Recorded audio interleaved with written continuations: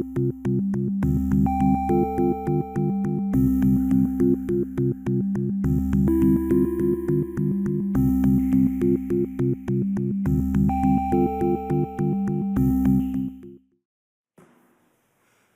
evening. I'm calling to order this meeting of the Arlington Select Board on Monday, March 23rd, 2026. I am Select Board Chair Diane Mahan. To my right, your left. John Hurt. Eric Helmuth. Jane Morgan. Steve DeCourcy. James Feeney, Town Manager. Michael Cunningham, Town Council. Ashley Marr, Board Administrator. Thank you. Tonight's meeting is being conducted in a hybrid format consistent with provisions in state law for remote participation in public meetings. Before we begin, please note the following. This meeting is being conducted in the Select Board chambers and over Zoom. It is being recorded and simultaneously broadcasted on ACMi. People wishing to join the meeting by Zoom may find information on how to do so on the town's website. People participating either in person or by Zoom are reminded that you may be visible to others and that if you wish to participate, we ask you to provide your full name and place of residence in the interest of developing a record of the meeting. Both Zoom participants and persons watching on ACMi can follow the posted agenda materials found on the town's website. Specifically, go to the Select Board Agendas and Minutes page. If technical difficulties sever the remote connection to one or more participants and efforts to reconnect within a reasonable period of time fail, the in-person meeting will continue at the discretion of the chair, provided that a quorum of the board is physically present. Zoom participants are encouraged to retain the phone number provided in your confirmation email for a backup audio connection to the meeting. There will be the opportunity for public comment at tonight's meeting under our warrant article hearings. Proponents will have up to 4 minutes to present their warrant article, and public comment will have up to 3 minutes to present any remarks they would like the board to consider. If you are attending by Zoom and want to participate, please raise your hand when I announce that public comment is open. As Mr. Helmuth would say, if you do not know how to raise your hand in Zoom, now would be a most excellent time to Google for how to do so. And let's see how much of the town's business we can get done tonight. First on the agenda is a snow and ice budget update from our town manager, Mr. Feeney. Thank you, Madam Chair. So the board may recall we heard from the DPW director at a meeting earlier this March. While not much has significantly changed since that meeting, we have had at least one other snow event that required a deployment. And I will note, regrettably, we are planning to potentially have to deploy this evening. There may be a squall arriving around 10 o'clock this evening. I expect we may still be here to witness that, but temperatures are expected to drop down into the 20s, so there's the chance that we may need to treat our roadways this evening. But with that additional deployment earlier this year, it brings, to cut to the bottom line, our overage on our snow and ice budget to $840,000 for the fiscal year, and we're already starting to look at ways to fund that overage within the confines of the general fund as we start to prepare for fiscal year end closeout. And we have our salt shed stocked to about 1/3 full, which we hope will get us through this spring, and we won't have to order any more salt for the roadways within this season. So thank you for the opportunity to let you know, and as we expected, it may be a bit of a moving target. We're not seemingly fully out of the woods, as they say, yet, but we will continue to monitor it, and thank you for the opportunity. Thank you. We now go to agenda item 2, which is a presentation from our co-chairs for the Community Preservation Act Committee, CPA. If you could come up to the table and say your names and introduce yourself. For the record, not that we don't know who you are. Thank you.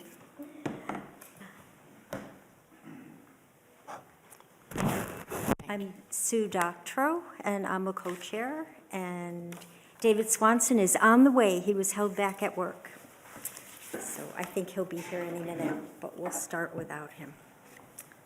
Do you want me to do you want to stay there and have me go through the consent agenda and give him another couple of minutes, or do you want to? Sure, if you don't mind. No, do you mind just staying there so I don't make you go back and forth? Happy to stay Yes, Ms. here. Marr? Sorry, it looks like there's a David Swanson with his hand raised in Zoom if you would like me to promote him to panelists. Is that I'll do so now.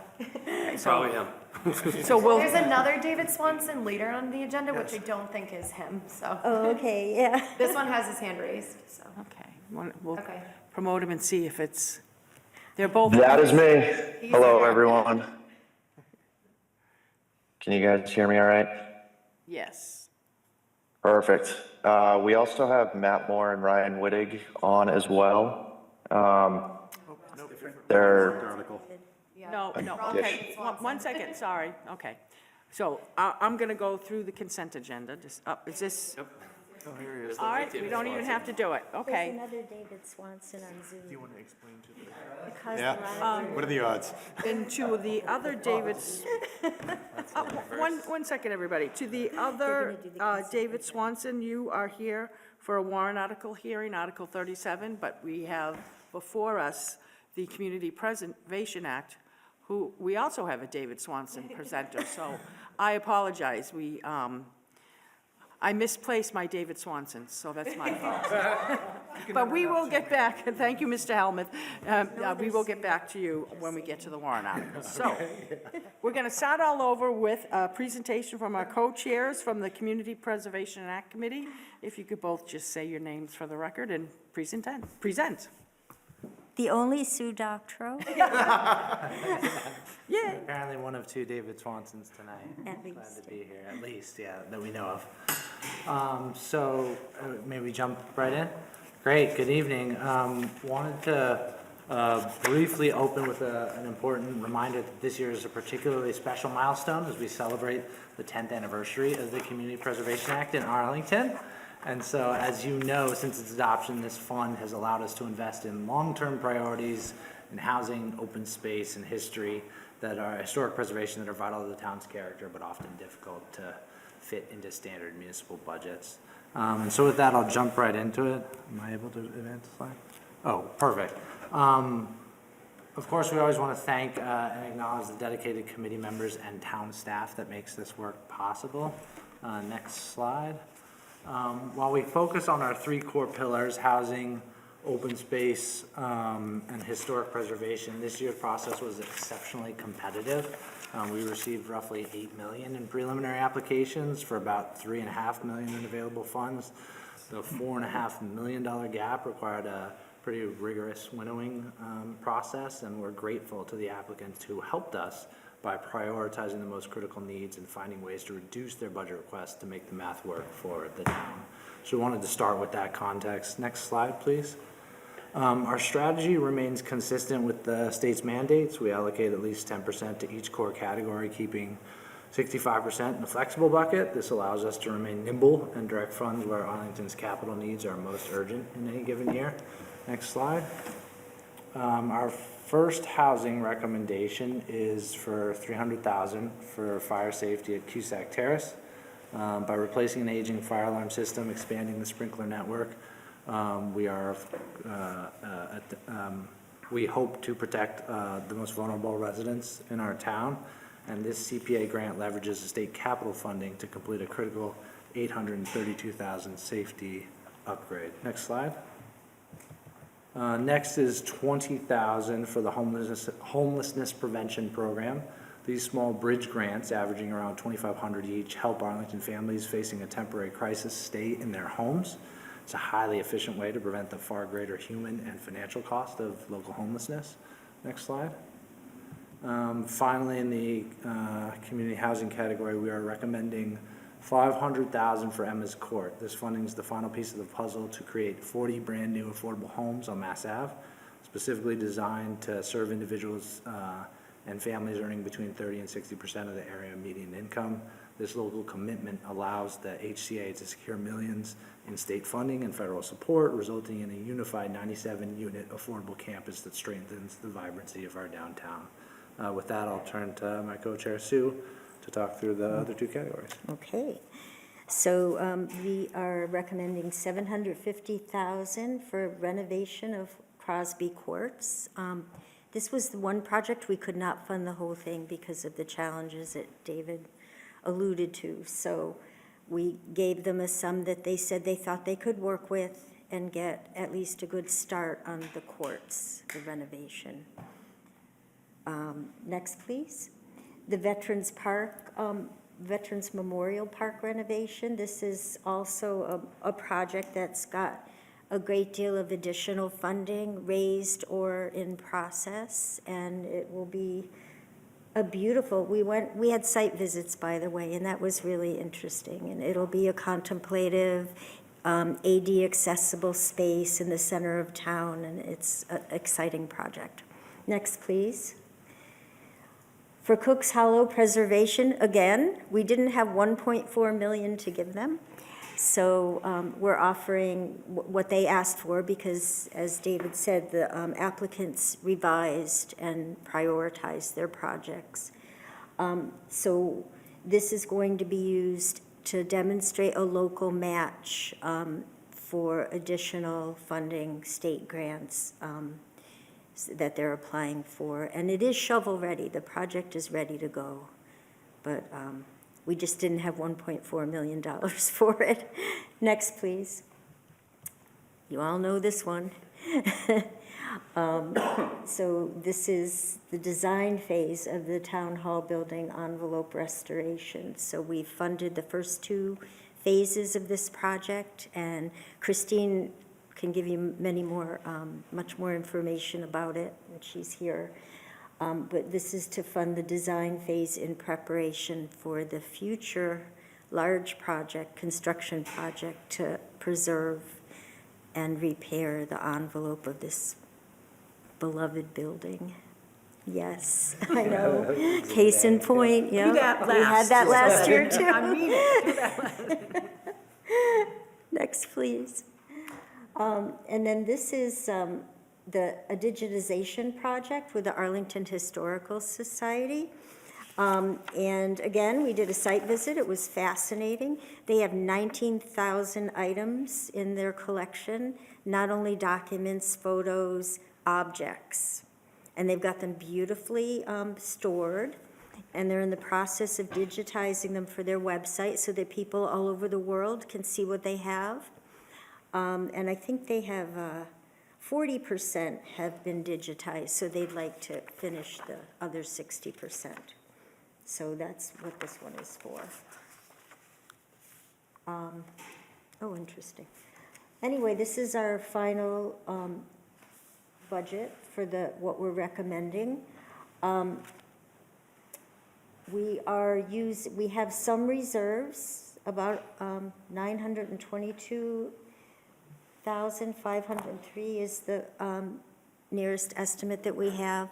We're trying to reserve at least half of this.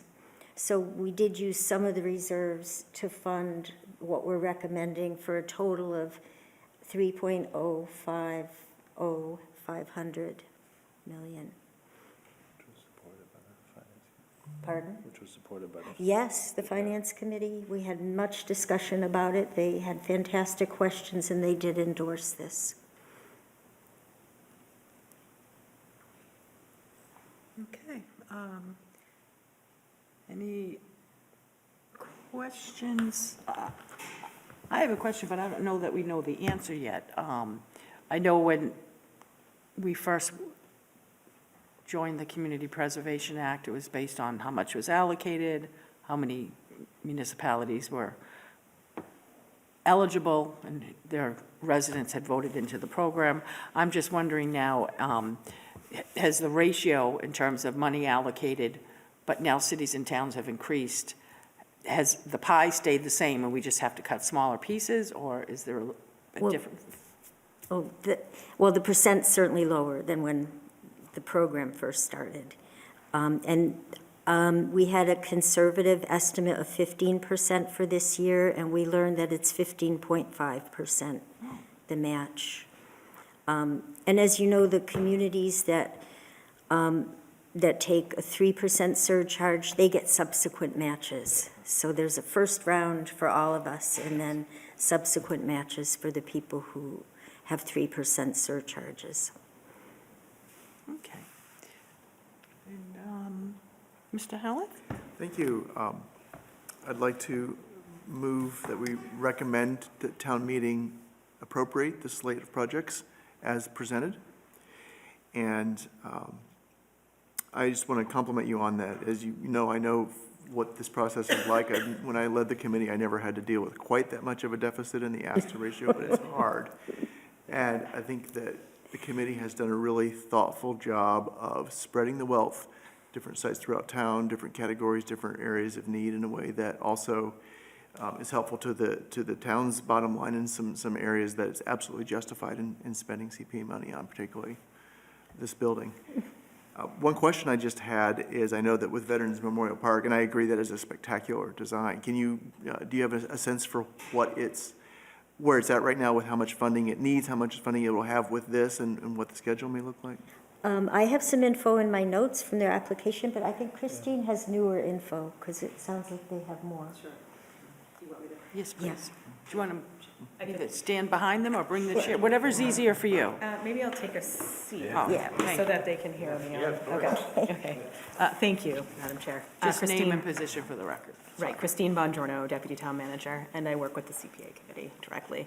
The Veterans Memorial Park is set to start July 1. It is almost fully funded. The committee that is raising the funds is still in the process of completing that process. The project will go out to bid with some deduct alternates so that we can at least get the project started and determine how best to move forward with removing pieces that can be added in later once additional funding is secured.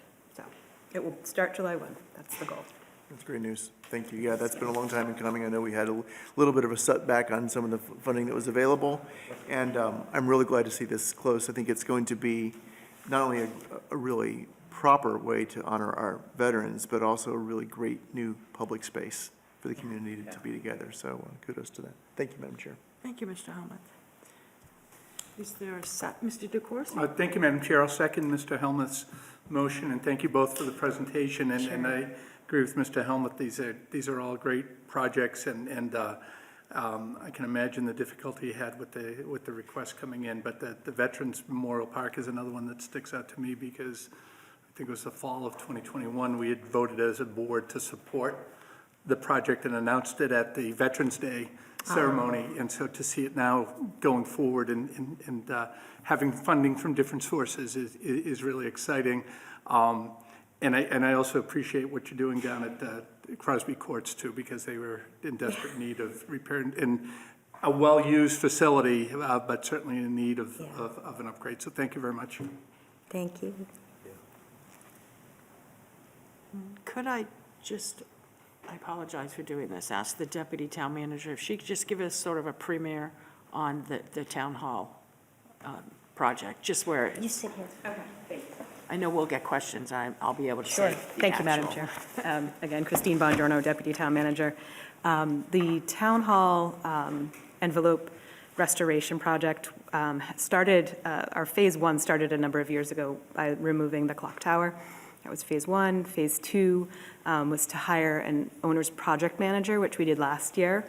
That was 3% of the estimated cost, which we estimated at the time to be about $10 million, which will be further on in FY '28. So right now, our OPM is working on hiring a designer, which will start next year, which is this current CPA project, the $900,000.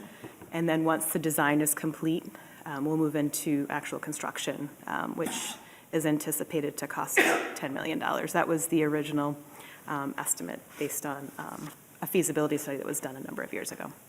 So. Thank you. Okay. And thank you to the town manager and deputy town manager for all the work they do on this, as well as our CDBG hearings that Mr. Hurd and I are on that subcommittee. There's a lot of, when we get to this phase, it looks all neat and wrapped up with a bow, which it is. And I want to thank Ms. Doctorow and Mr. Swanson for doing that. But I know that this took a lot of asking about projects, asking them to pare it down, asking them to stretch a phase. So it looks so seamless because of all the work that was done beforehand. So on a motion to move approval by Mr. Helmuth, no further comments, seconded by Mr. DeCoursey. All those in favor say aye. Aye. All those opposed, unanimous vote. Thank you, everyone. I will now go to consent agenda first. I would like to take a motion to table number 4 on the consent agenda by So moved. Mr. Hurd. Is there a second? Second. by Mrs. Morgan. Any further question or comments? If not, on a motion to table agenda item 4 by Mr. Hurd, seconded by Mrs. Morgan. All those in favor say aye. Aye. All those opposed? Unanimous vote, so I'll leave that to Ms. Marr and the incoming chair, when to put that back on. So 4, consent agenda, minutes of the meeting, March 2nd, 2026, Arlington Farmers Market banners, Joanna Niles, Arlington Eats, summer afternoon music and arts at the Visitor Center, Sundays in May through October 2026, from Ed Blundell, from Arlington's Tourism and Economic Development Committee, if I'm saying that acronym correctly.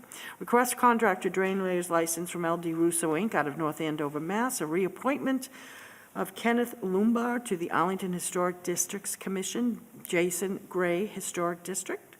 Reappointment, a term to expire January 31st, 2029. Reappointment of Ralph McDonald, term to expire March 31st, 2029, to our Board of Registrars, representing a Republican. Request special one-day beer and wine license, April 11, 2026, Robbins Memorial Town Hall for an annual fundraiser. Request special one-day beer and wine license, April 18, 2026, Robbins Memorial Town Hall for Menotomy Beer Hall. Request special one-day beer and wine license, April 10, 2026, at the Mill Cafe for Arlington Jazz Festival, Mill Cafe After Hours.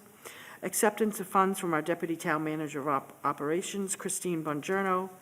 A request from the Arlington High School ice cream fundraiser for the Dana-Farber Cancer Institute at Whittemore Park on May 9th, 2026, with the rain date the following day, May 10th, from 10:30 a.m. to 5:30 p.m., submitted by the AHS Scoops Club.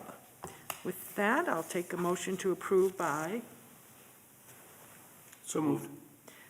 Mr. DeCoursey, seconded by Mr. Hurd. Any questions, comments? If not, on a motion to approve by Mr. Coursey, seconded by Mr. Hurd, consent agenda 3, 5 through 14. All those in favor say aye. Aye. All those opposed, unanimous vote. We will now go to warrant article hearings. I'm going to take some of them out of order. Everyone's welcome to stay to the very, very end of this meeting.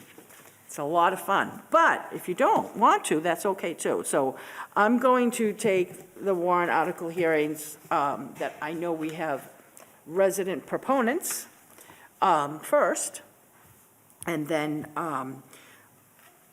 we'll go to ones that will be either from this board or the town manager, which again, I'm not telling anyone you can't stay. I just want to give you all the option.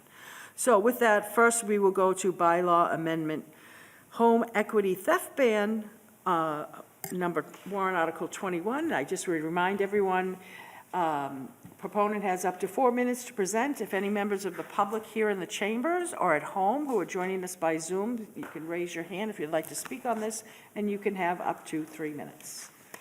So the proponent could just say his name and address for the record. Thank you so much. Guillermo Hamlin, Precinct 14, address 1228 Massachusetts Avenue. I'm here as a proponent of the petition, signed with 10 other Arlington residents. I'm here to discuss Article 21, the home equity theft ban bylaw amendment. In the case of this effort, the state addressed the constitutional issue regarding this matter. This bylaw amendment, in regards to town meeting, in regards to the town of Arlington, discusses who enforces that matter. Last year in 2025, town meeting voted to approve the resolution that I submitted regarding this same subject. While it is non-binding, it really reinforced that a majority of town meeting voted to adopt the state action. In this case, I'm looking to specify certain particulars regarding how it would be best to implement it within town management. While they're not complementary, and they may seem like they're at odds, I also support Article 19 regarding the town manager, but that's a separate subject altogether. But I do increase and support those actions as well regarding different tax liens that could be qualified. But in this case, we're looking to prohibit the sale of tax liens to private debt buyers. We understand that in many cases, private debt buyers could still hold on to them.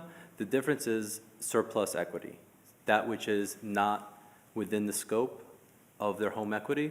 State law already makes it clear that it must be returned. So rather than leave it to litigious actors, rather allowing a lack of clarification for homeowners in the town of Arlington, I think that the town, within this language, and we can still anticipate friendly amendments, we could still work with the town to make this better, but for the most part, that enforcement should be within the town to best clarify and even submit resources for homeowners looking to address these issues as they find, rather than being subject to misinformation online. And that's the purpose of this Article 21. So in summation, we passed Article 78, which was a resolution. Majority of town meeting agreed that we should adopt state action. It passed overwhelmingly. This is the time where we're looking to amend the bylaw of the town to make it actionable and to make it a much more of a resource for homeowners that may fall within this particular action in cases of momentary but insubstantial delinquencies, with their home equity being used to pay that off. Whatever surplus equity or excess of that should be returned. State action already decided that. I'm arguing that we should have a hand in that. Thank you very much. Thank you. If you want to stay there for now, if that's okay. Should we hear from town council first, or should I go to members of the public? Public first. Okay. If there's anyone here in the chambers or anyone at home, member of the public, that would like to speak to warrant Article 21, the bylaw amendment for home equity theft ban, please raise your hand. Ms. Marr? Seeing no hands raised, thank you, Mrs. Seeing no Moore. hands, okay. And I will now turn it over first to town council. Thank you, Madam Chair. I'd first like to recognize the proponent, Mr. Hamlin, who's been out front on this issue.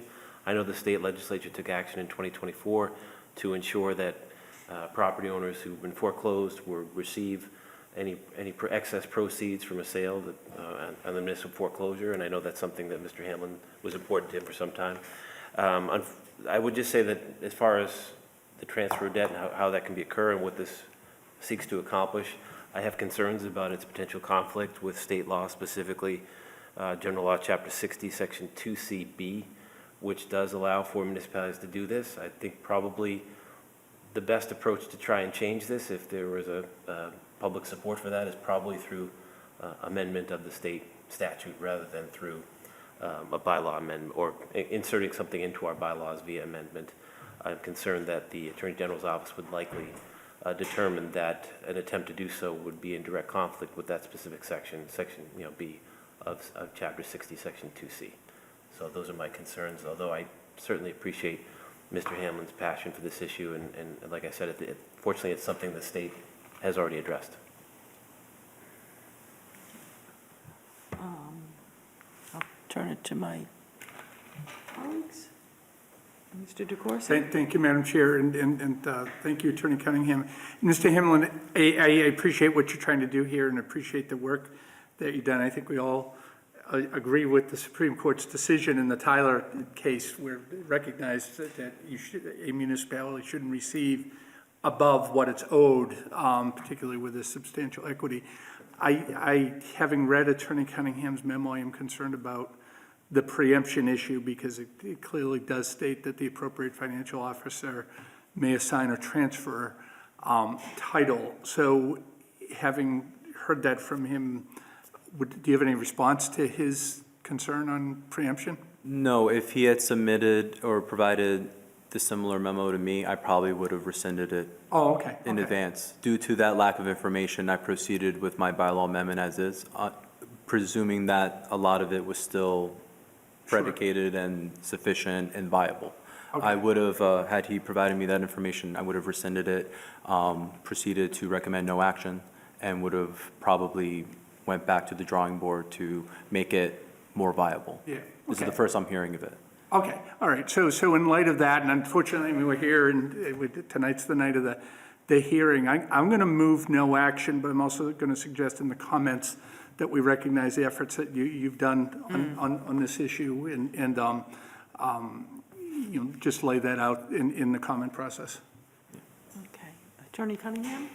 Thank you, Madam Chair. And I just apologize to the board, but I just want to publicly thank, we have a high school intern from Arlington High School, a junior, who's here tonight and worked on this particular article as well as a couple others. As a future legal star, Alyssa Coley, who's here tonight. So I really appreciate Arlington High School's, this internship program, I think, is a real service to the town and an opportunity for some of our younger people in town to get some exposure. And she's doing really good work, and like I said, a future legal star for sure. Thank you. In case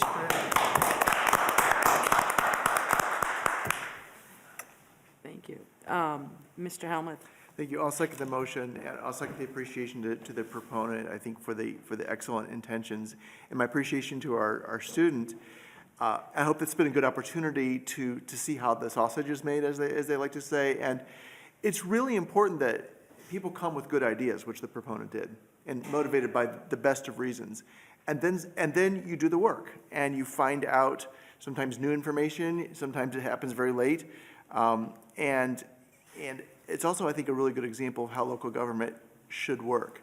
Whereas people get together, they collaborate, they reach consensus, they work as a team. I feel like we've done that tonight with the proponent, which doesn't surprise me in the least. And I hope it's been a good experience, and it sounds to me it's pretty clear it will not be your last. Yeah. Thank you. Thank you. Okay, any further questions or comments? And thank you, Mr. Hamblin, and look forward to moving forward again on this in some manner. Of course. On thank a you. motion of no action by Mr. DeCoursey, seconded by Mr. Helmuth, all those in favor say aye. Aye. Those opposed, unanimous vote for Article 21. And Attorney Cunningham, what warrant articles were we lucky enough to have our high school intern with us on? One was, thank you, Madam Chair. One was a non-citizen petition, was Article 15, and then also Article 30, which was a citizen petition. Okay, excellent. So if I could ask her to come up to the table right now, if you don't mind. If you want to bring your parents with you too, you can. You don't have to. If you could just, since we're referencing you so much, and Attorney Cunningham and the legal department have been singing your praises, if you could just say your name again. And I love that we have interns from the high school. Tobin, who's down in the town manager's office, his desk keeps growing and growing. We can't even see him anymore. But if you could just say your name and maybe give the board a minute or so, or whatever you're comfortable with, sort of a summary that you have in terms of what you've done so far, and any suggestions or whatever. Yeah, my name is Alyssa Coley, and I just think this has been like a really great opportunity, like as someone who's interested in like going into law in the future. I think it's really cool to see how people in the town have like a hand sometimes in like proposing laws and like researching more on like how town law interacts with state law. That's been really interesting to me. And yeah. Well, thank you. And on top of everything else you're doing, family life, school life. I think you're a junior? I am, yeah. Junior, God bless you. And maybe I'll be working for you someday. I'm a court reporter, so we'll see. I'm not advertising for business, I'm just saying that. But thank you so much. I wanted to bring you up. And thank your parents also for, you did a good job with this one. And thank you for letting us borrow her from you. So, good to see you. Yeah, thank you. Okay, we'll now go to bylaw amendment 22, use of areas under control of the park department. Elaine Crowder, this was presented at our last select board meeting, but we voted not to take a vote in light of the fact that the Park and Rec Commission were meeting the very next night, and they have met, and we have received a memo from Natasha Waden, the Park and Recreation Director, in terms of the vote that the Park and Rec Commission took. Is Elaine Crowder joining us by Zoom? I'm trying to promote her to panelist now. Okay, so Ms. Marr is trying to promote Ms. Crowder as a panelist, so she needs to accept.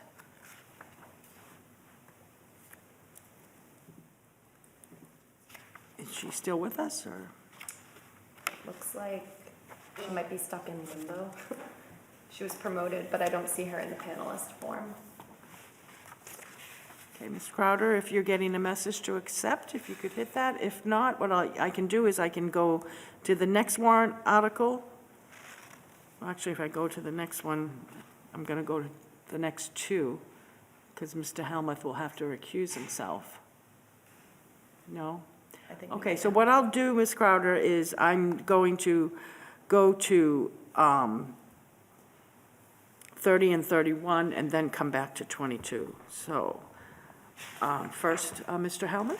Thank you, Madam Chair. Both of these articles are home rule petitions where the town would ask the legislature for legislation. Due to my daytime employment by the Massachusetts Senate, I am required by the state ethics law to recuse myself from the debate and vote. Thank you. And the record will so reflect. So,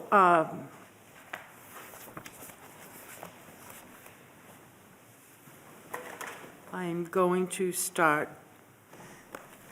with the warrant article hearing for warrant article 30, home rule legislation to repeal the MBTA prohibition, submitted by Paul Schlickman, who I believe is joining us by Zoom. That's correct. He'll be joining us as a panelist now. When he joins us, if he could just say his name and address for the record. Paul Schlickman, 47 Mystic Street. Thank you.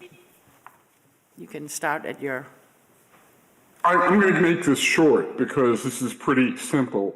3 years ago, town meeting voted to submit home rule legislation to remove a prohibition on constructing a transit facility in Arlington Center. Since then, we discovered there was another law on the books in the Acts of 1980, which prohibited the MBTA from planning or constructing transit on the MBTA line beyond its current terminus at Thorndike Field. Given that the article 3 years ago gained overwhelming support at the town meeting, and it makes absolutely no sense to prohibit any kind of planning of a transit facility, I would ask for the board's unanimous support for this repeal with the hope that it somehow finds its way into the consent agenda, because it is one of those non-controversial things. okay, thank you. I will now turn to the public. If there are any members of the public here in the chambers or who are joining us by Zoom who would like to speak to warrant article 30, please raise your hand now. Seeing none in the chambers. Seeing no hands raised on Zoom, Mrs. Mahan. Okay, thank you, Ms. Marr. Attorney Cunningham? Thank you, Madam Chair. Yeah, Mr. Schlickman is correct that a similar action was taken by town meeting in 2023, Article 19, where home rule legislation was voted and passed by town meeting. That legislation did not pass at the State House level. So this is a similar type of measure. I will say, in general, I don't know if it's the ideal way to address statutes at the state level by home rule legislation. Typically, that's done by the legislature itself without home rule, but this is certainly something we could try and do again. I know we did in 2023. Actually, if I may, this was approved in 2024. The governor signed it into law. So we were very successful with the previous home rule petition. Thank you. Okay, Mr. DeCoursey? Thank you, Madam Chair.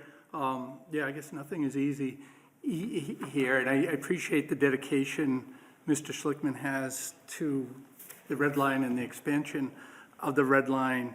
But I have concerns just procedurally, because this is different than what happened last time. The last act is Chapter 439 of the Acts of 1976, and that dealt with a transit station being within 75 yards of Arlington Catholic.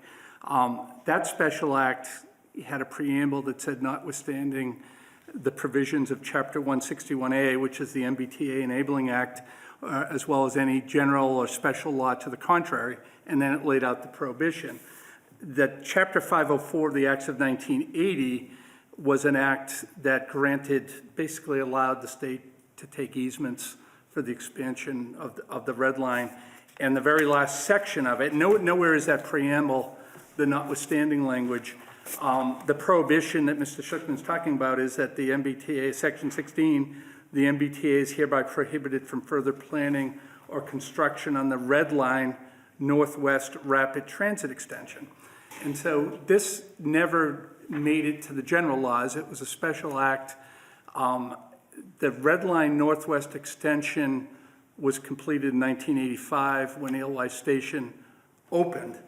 And so, whether we table this or come to a vote, because I'd like to ask Attorney Cunningham to perhaps look into this a little bit further, I don't see this as the same as what we did with Chapter 439. I see this as a special act that related to something that was constrained by time, the completion of the extension. I also note, because there's no reference to the general laws, Chapter 161A, it was passed in 1964. It's in the general laws. It's the MBTA Enabling Act. It allows the MBTA to plan its facilities within the territorial area of the authority, and actually lays out a capital planning process. And that's at least two of the sections that are related there. So the last thing I want to say about this is the MBTA every year publishes a 5-year capital plan. The capital plan for fiscal years 26 through 30 lays out the priorities of the MBTA, but also references what are known as key mentions. One of the key mentions that the MBTA received, and a key mention is if they receive 5 or more comments on a particular issue. Well, one of the key mentions was support for a red line extension in Arlington. And the MBTA responded to the proponents. I don't know if they responded directly to Mr. Slickman or to others, but they basically referenced support for a red line extension in Arlington. They weren't constrained to consider it. They basically said, thank you very much. We have more than $440 million in targeted investments for the red line. Unfortunately, the plan doesn't include funding to support an extension. That's consistent with 161A. So I view this as something, again, I respect the advocacy, but I grow concerned when I think this is totally different. I think it was a special act that only applied to that time-limited situation. The MBTA hasn't notified us. I don't believe they've notified Mr. Slickman that they can't consider any other expansion, but in their priorities, as contained in Chapter 161A, they have chosen other projects, and they are about to start their 5-year capital planning process with public meetings this month. They also have a plan to bring them through 2050. So while I'm fully supportive of considering all options, and if it made sense to continue for Arlington, I think this one is different. And unless I'm told something different after further review by Attorney Cunningham, I'd be inclined to move no action on it, mainly because I'm concerned about, we have other things that we're asking our legislators to do, and I just don't see that this is necessary. Thank you. Mr. Hurd? Yeah, I mean, I supported the previous warrant article because the language was so arbitrary that it just made sense to take it off the books. I think when we did it, we didn't think all of a sudden there was going to be a red line extension within 75 yards of Arlington Catholic, or whatever the specific language was. I do think this one's a little different. I don't think, again, I don't think that this, if we move this forward and it passed, it would all of a sudden end up with the red line in Arlington Center. I don't think if there was some sort of interest in the MBTA and funding to expand the red line, I'm not sure this language would be prohibitive of that, because then the legislature could take that up at that time. So I think that would be addressed as in a global discussion about whether or not the MBTA has the capacity and the funds to expand the red line. So I would be inclined, if Mr. DeCoursey was inclined, to make a motion for no action, to second that motion.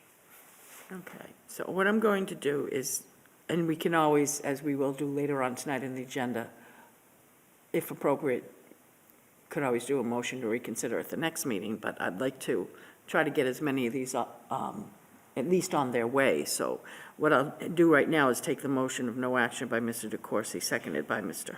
Hurd.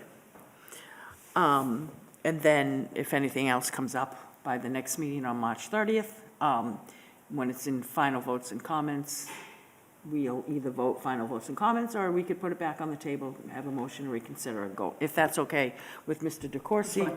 Mr. Hurd, Mrs. Morgan? Sounds good. Am I okay with that, Attorney Cunningham? Yes, Madam Chair, thank you. Tell me if I'm not. See, I checked with the attorney. I'll be checking with you in about 7 years.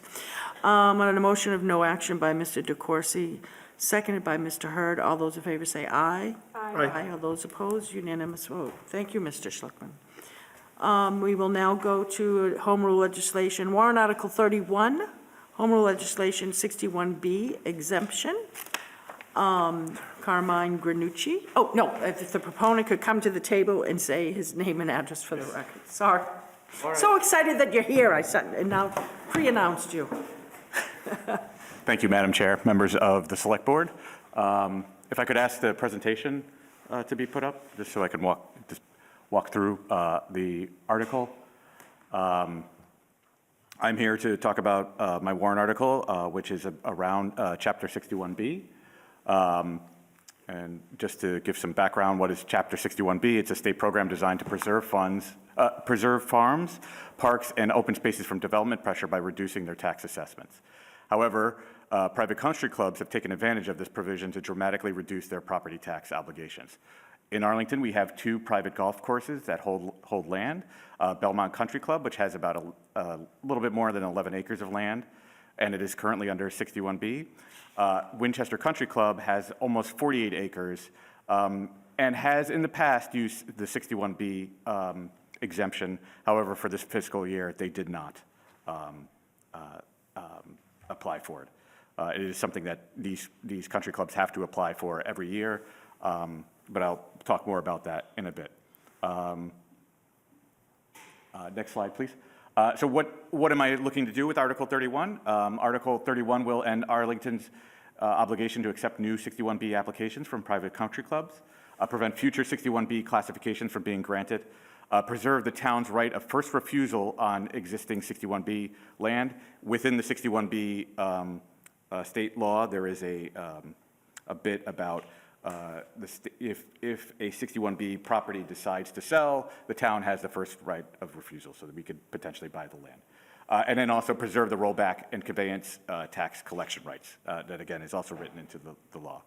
And this will also close the revolving door that Winchester Country Club seems to be doing with this provision. What it will not do, it will not affect any property owner's rights to use the land as they choose. Eliminate, like I said, eliminate the town's right of first refusal on existing 61B land, affect any rollback taxes owed, and apply to any other land other than private country clubs. There's nothing else in town that could potentially cover for 61B. Next slide, please. And just to show some of the tax disparity, based on what Belmont Country Club gets with their 11 acres, they pay about $545 per acre. Winchester Country Club, even though they are not using the exemption right now, they are still assessed as a golf course, and they pay about $4,500 per acre. And compare that to the typical Arlington resident, and this is just the land, not their house, not the house value. They're paying about $35,000 per acre. Obviously, as you get more, there is a curve with that, and just looking at a couple of 1 acre lots that are in town, it's about $23,000 an acre. So you can see the disparity right here from the tax exemption that these golf courses get. Next slide, please.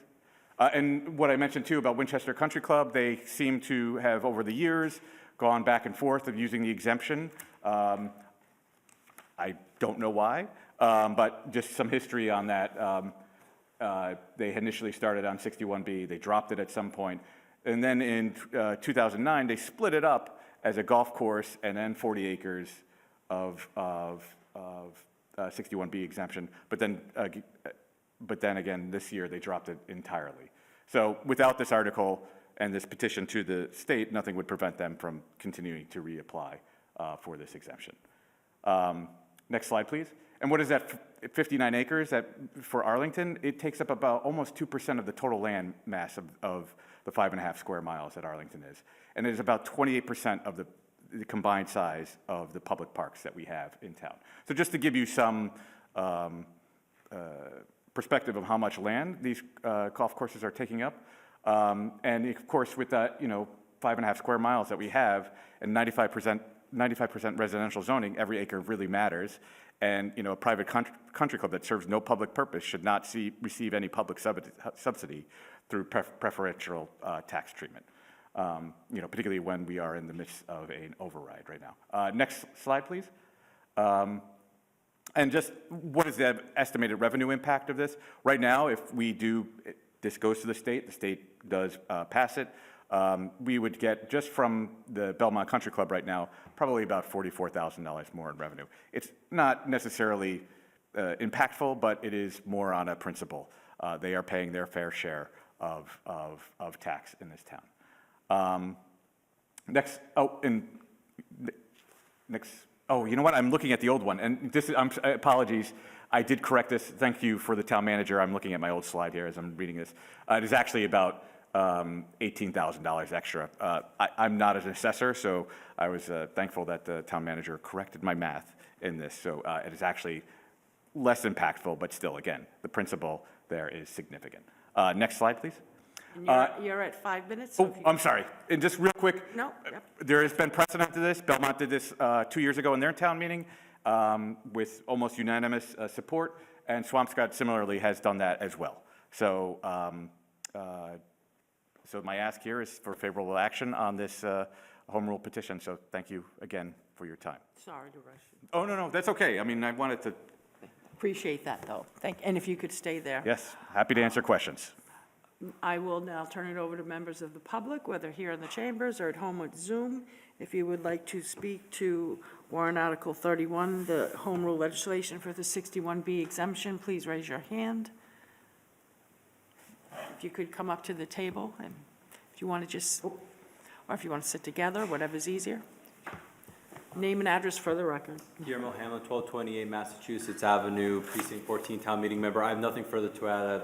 That was a phenomenal presentation, and I just voiced my support for this article. That's solely it. Thank you. Any other members in the public in the chamber? Ms. Marr, any? Seeing no hands raised, thank you, Mrs. Seeing no hands. Attorney Cunningham, anything you would like to add? Thank you, Madam Chair. I just want to thank the petitioner for working through the legal department, and as the petitioner correctly noted, particularly interested in Arlington, this was done by the town of Belmont. House 3970 is currently pending in the State House. The draft motion language, which is before the board tonight and part of the public materials, is based in large part on the Belmont legislation that was filed, although the dates have been changed, so if there is positive action and eventually town meeting chooses to vote in favor of filing this home rule legislation, the dates will be kicked back to 2028. And if I could ask our town manager, Mr. Feeney, who indicated he would apprise the Board of Assessors about this warrant article, if there was any statement or decision by them. Sure. Thank you, Madam Chair. As this warrant article in particular pertained to the valuation of land in an application that is processed by the Board of Assessors, I did ask that they take consideration of this article up. They did preliminarily do so at their meeting earlier this evening at 5:30 p.m. There were only 2 members present, so they have taken this under advisement, and I would expect them to formalize a position at their next meeting, which is scheduled for April 6th. So I just wanted you to know that I made that referral. Thank you. So I will now turn it to my colleagues with the intent that maybe we can make a motion on this tonight.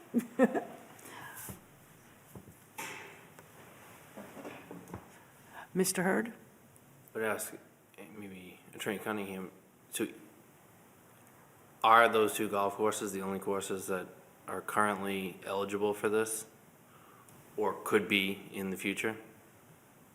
Attorney Cunningham? Thank you, Madam Chair. Those are the only that I'm aware of. Perhaps I don't know if the town manager has additional properties that may. Mr. Feeney? Thank you, Madam Chair. Those are the only 2 golf courses and/or properties that we currently have valued as assessed as golf courses currently. Thank you, Mr. Hurd. So, I just want to make, in case I'm reading this incorrectly. So this only applies to golf courses? Or we're just saying that we only have, the only 2 entities that could use it are golf courses? Attorney Cunningham? Madam Chair, thank you. No, actually, under the statute, property owners, it's a recreational use type statute. was passed in 1979 by the state legislature. So a property owner could apply for applicability. That's what the petitioner was mentioning, how Winchester goes in and out. Some years they choose to seek its provisions, some years they don't, they pay the different tax rate. So I'm not aware of any other properties that might potentially be in line to seek relief under the Chapter 61B. It's typically something like a golf course, but that there is an opportunity for other property owners to try and seek refuge for a lower tax rate under the statute. Mr. Hurd? Yeah, I understand that the intent is to target golf courses. I mean, I'm not a member at either of those golf courses. I would kind of caution private versus public, or, there's courses that have members and there's courses that are open to the public. And I mean, I'm a little uncomfortable having the fear of making a change to target two specific entities and then preventing someone else from using the statute within within the purview of what it was, the original intent of the statute is. So I'll just leave it at that for now. Thank you. Mr. Yeah, DeCoursey? a couple of comments, and thank you, Mr. Granucci, for the presentation. I mean, really, the issue here within Chapter 61B, if you need 5 acres of land devoted to recreational use, it's really one clause that you're trying to get out after that, which it's available for land that's open to the general public or to members of a nonprofit organization, and that's your private country club. Like if you have a for-profit golf course, it doesn't qualify for Chapter 61B. So there's a lot of good policy reasons behind Chapter 61B. If you look at like the trustees of the reservations, for example, they publish something every year in terms of recreational land. There's a lot of not-for-profit organizations that, and the trustees came to mind, but others that open their property for hiking and various recreation. And I think to Mr. Hurd's point, I mean, really, we're really going after that clause. So what you're doing here, because in Arlington, the only properties that would qualify right now that are 5 acres or greater are the golf courses. I'm really torn on this because I've heard the issue over the years with, it was a very strong, that the policy reason for keeping a golf course in open space, even if it was a private golf course that was not for profit, carried the day at the legislature, right, in order for Section 1 to carry. But there's so much other good things about it, and I'm a little torn because this really should be, it feels to me, at the state level. Now, on the other hand, Belmont there's much more acreage for Belmont Country Club in the town of Belmont than there is in Arlington, and they're going after this right now. So I'm not, I don't have a motion, Madam Chair, but I understand the concerns that Mr. Hurd raised here, and I'm a little torn on it right now, and I don't know if there's going to be any further dialogue, but I've got to think about that a little bit before we vote. I don't know if we'll have any Doing other the dialogue. scientific eeny, meeny, miny, mo Well, process, I turn to Mrs. Morgan, if you have. Yeah, we go, that's. No, I don't have anything else. I mean, I think the challenge is that we do need to look for sources of revenue, right? And I would like for us to be a town that does that. And it feels tricky to leave money on the table. $18,000 is not, is not going to be life-changing, but it's also not nothing, while currently, trying to encourage our assessors to be very diligent about finding all new growth that is available. So, I think for me, it's a small thing, but it does feel like it is in line with what I think is important, that we do continue to look for sources of revenue that aren't our homeowners. So I'm inclined to to support it. I understand what Mr. DeCoursey is saying. I think the challenge is that we're constrained either way, right? Like, we're just, like, the trustees aren't coming to Arlington. I wish they were, right? I wish that we had this sort of open space that could eventually qualify, but it's not, right? And so I think we need to do everything that we possibly can with what we do have in our 5.5 square miles. Okay, and my comments would be, and then I'll turn it back to my colleagues again, and just by manner of explanation, the reason why I keep saying everybody's name right before they speak, it's partly my day job coming out, but also if someone would ask for a public record, they get a copy of it, they drop it into order, it makes it much more easy for them to read the program to try to figure out who's speaking. So I also would be inclined to support this. I know, and I'm not saying this with any sarcasm or anything like that. We, could say, this year it would only be $18,500. Next year it could be 18 plus whatever Winchester Country Club. In light of looking at the override, if it were successful, if the residents were gracious enough to vote yes for the override this Saturday, I would note that under that 3-year plan, the town manager and his deputy town managers and others have balanced the 3-year budget, so we're $9,300 in the black. So this 18,000, I come from the household that, you sit down and hope, I'm counting dimes, you're counting nickels, and we got 5 dimes, and oh crap, we only have 8 nickels, we don't have $1 yet. So I would be inclined to support this. I mean, I would support this. But I'll now turn it over to Mr. Hurd. Yeah, I mean, I still have some concerns about, it's unlikely that some other property would come into play, but I'll move positive action. I think, it's, given that, Winchester seems to have shown that they can operate without taking advantage of the exemption, and, I know there were some issues over in Belmont with new developments and how they impacted Arlington residents, that a lot of Arlington residents had reached out with concerns about. And at the end of the day, if the state passes it, they'll be much more upset with Belmont than I would guess. So I'll move positive action. Okay, is there a second? Second. Mrs. Morgan? Any other further questions, comments? I'm going to make a brief comment. I Mr. totally DeCoursey? support, thank you, Madam Chair, what the other members are inclined to do. I appreciate the sentiment. I do have some issues. I probably will be voting in the negative, but I respect the vote and I respect what's trying to happen here. It's the other thing I just point out, just for my own consistency with what I've done on other warrant articles, where the legislature has basically taken over the field in this hearing. I know this is asking the legislature for permission, but I'd probably be voting no. But it's a reluctant no, but it's more overall for policy reasons. Okay.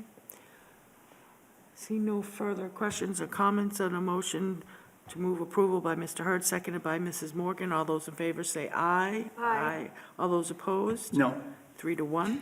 And the final votes and comments will so reflect, and we'll also ask the town manager, Mr. Feeney, if there's anything new to report at the March 30th meeting from the Board of Assessors. We can discuss that under final votes and comments. And just so you know, Mr. Granucci, if it might come up for discussion again, you don't have to be here. You can Zoom in, whatever's. I'll make time. Thank you. Thank you, Madam Chair. Good to see you. We'll wait for our colleague, Mr. Helmuth, but when Mr. Helmuth returns, we will go back to warrant Article 22. And hopefully the technical difficulties with Ms. Crowder have been worked out. I'm going to try and promote her to panelist. Okay, Ms. Crowder, if you are still with us on Zoom, Ms. Marr is going to send you a panelist invite. If you could accept that, so you could join us as a panelist, if you so choose. Yes, I'm here. Oh, we hear you now. Great. Yep. And the record will reflect that Mr. Helmuth has rejoined us. Thank you. We are now at the last warrant article hearing. Ms. Crowder made a presentation, but it also was indicated, and she indicated she would be appearing before the Parks and Rec Commission the following night. And I understand they met. We did receive a memorandum, but I would like to give Ms. Crowder, in light of that, the ability to present again up to 4 minutes. Thank you. Name and address for the record, sorry. Elaine Crowder, Precinct 19, Town Meeting Member, 2 Glenbrook Lane, Arlington. Thank you so much. I don't have a robust presentation for tonight. I mainly wanted to point out that I've made some adjustments to the language that I proposed last time, based on feedback that I got from this board. And those are, Ash, I don't know whether what I submitted is being displayed. I can put something up. 1 second. Yeah.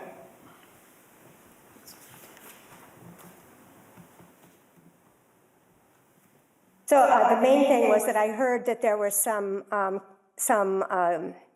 hesitancy about the fines, and there was interest in including playground surfaces from the town manager. So if you'll scroll down to this section here, the language in red was my original amendment, and the language in green are the additions that I have added after hearing what the board had to say. So I've reflected the interest in adding playground surfaces in the language playing field, playground, and court surfaces. And I also included the concern about possible normal wear and tear in this last sentence, damage due to normal wear and tear associated with the intended use of park property or equipment, real or personal, shall be exempt from Section 11 fines. So should I read the language as read or just go to fines? Well, we have it before us, so if you want, and you have, So then, go ahead. so the last revision that I had is in the fine section. And I wanted to reiterate that I was making use in my original amendment of the 3 tiers of fine that were currently in the amendment. In the bylaw. And so there were a tier at $20, which is where the protection of parks had been placed in previously. There was a tier of $50 and a tier of $300. And I heard from both the board and Park and Rec that $300 seemed a bit steep. And so I also heard a suggestion of $100 being a more reasonable fine. This also seems to align with the level of fines in both Belmont and Lexington for park damage. So that's the other amendment, revision that I made to the amendment. And I know that there has been some discussion about enforceability. That's a discussion that's, I'm not sure whether that, if there is a concern about enforceability for this amendment, it seems to me that may also be a concern for the original bylaw, and that there's no difference really between what I'm proposing in terms of enforcement and what's currently already on the books. So I don't know whether that is a concern that is a robust argument against moving forward with amending this. And I just wanted to reiterate that, that the interest in doing this is to ensure that the language that we see when we look at our park bylaw reflects our parks as they are today, that it doesn't just evoke the image of city parks, but that it refers to some of those very expensive surfaces in. Okay, thank you. You're going over 5 minutes. Sorry, we have lots of warrant article hearings, so, and we did have your first presentation, so- Right. which I gave you 6 minutes. Thank you so much. First, I will see if there are any members of the public who would like to either here in the chambers to raise the hand or joining us by Zoom on warrant article 22, bylaw amendment. Seeing none in the chambers, Ms. Seeing Mara? no hands raised, Mrs. Mon. No hands. Attorney Cunningham, am I? Yeah, thank you, Madam Chair. I just wanted to note, and sorry for the conflict, but the draft motion language in the select board materials that were sent for this meeting, I did address the concerns that were raised at the last hearing on this matter, Mr. Hurd's particularly regarding normal wear and tear, and then the manager's comments regarding playing services or playground services are in there. The fines are not in there, but depending on what the board wants to do, we can reconcile those two and put in a condition that's consistent with whatever the board, however the board wants to act. Okay, and as I referenced earlier, we did get a memorandum from Natasha Waden, Parks and Rec Director, about the Park and Recreation Commission meeting, who voted unanimously no action on this, and they outlined the reasons for it, so, and I know we've all seen that, and I'll turn it over to my colleagues for any questions or comments. Mrs. Morgan? Yeah, I don't know who to direct this to, and I know Ms. Wadden isn't here. I am a little, the memo that is included, I am grateful that they shared something with us. I'm a little confused by it because it largely seems to indicate that the bylaw isn't currently enforced or as it stands, which is what it is. I guess I'm not, do we know anything more about how they perceive it creates additional confusion and subjectivity? Did we get any more information about that? Or mostly they just don't like it? I don't know. I'm trying to parse what's in here with what the actual suggested changes are to the bylaw, and I'm not finding alignment, so. Like, I'm trying to understand what their position is, which is basically, we can't enforce it, it's too hard. And we think the fines were too expensive. That piece seems to have been addressed. The part about subjectivity and confusion, I guess I'm confused about. Do we know any more about that? I don't know if Mr. Feeney or... No, okay. Sure, Madam Chair, happy to, I had requested this memo from Director Waden to sort of provide this board some of the context of what the discussion points were at the respective Park and Recreation Commission meetings. So while, I'm certainly not in a position to speak directly for them, I do think similarly as I read the memo, it boiled down to a few main points, and that they were, it seems they don't think this is an issue that needs to be addressed at this time because it is not widespread or pervasive, that as proposed, but as addressed by Ms. Crowder this evening, that it seemed that the fines were particularly punitive for those who may be ultimately impacted by them, minors. And then finally, but again, Ms. Crowder spoke to this, is concerns about enforcement, right? Not presently enforced by the Park and Recreation Commission, likely not to be enforced by the Park and Recreation Commission moving forward, just generally drawing some concern that it may be difficult to improve our enforcement capacity. I will note our posture, both pre and post amendment, if it were to be contemplated by the bylaw, would likely remain the same. We're certainly not in a position to be dedicating more resources to an effort of this nature, and that it would likely, as it does now, in the future, if amended, fall upon the Arlington Police Department to address any instances where this is reported. Thank you. Great, thank you.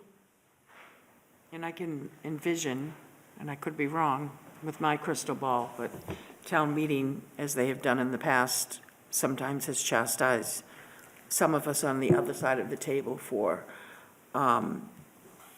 putting in unenforceable, or what are deemed as unenforceable bylaws. And they don't particularly take kindly to that, to which I would say I agree, but also we are in the confines of what our budget is, what we can do for that. And I don't envision, even with a successful override, being able to, looking at what the person power would be to enforce what currently exists and now what this would add to it, as well as the targeted audience of the, whether it's $100 to $300 fine, would be minors, children, kids. So, and it would fall to the police department. So there's, I would not be supporting this, but as chair, I can't make a motion or anything like that. I'm just trying to share thoughts. And please, someone correct me, or if you don't want to say you want to correct me, if you say, well, I see it a different way, that's fine too. But that's where I'm sort of teetering. Mr. Helmuth? Thank you. Question for either Mr. Finney or Mr. Cunningham, I think, through you, Madam Chair, and that is if if we did have enforcement and a minor was culpable, do we fine minors generally? Can they be fined? Attorney Cunningham? Thank you, Madam Chair. They can be named, but the ultimate liability would rest with their legal guardian. Okay, yeah. I think I'm conflicted about this. I think Ms. Crowder, Dr. Crowder points out that we have a bylaw that's, due to resources and prioritization, probably not enforced very much now. I think the intent of this, I recall from the prior presentation, was to fill in some gaps so that in the occasion that was useful, perhaps, I think if there's a specific situation where we may have had a known repeat offender, where we could address some additional damage that was not named in the current bylaw. So that was appealing to me. But I think that the point is also well taken that, expanding a bylaw that can't currently be enforced brings its own set of issues. So I'm not sure what to think about that, but I don't know that on the face of it, the enforceability for me is a deciding factor. I think that is incidental in a way.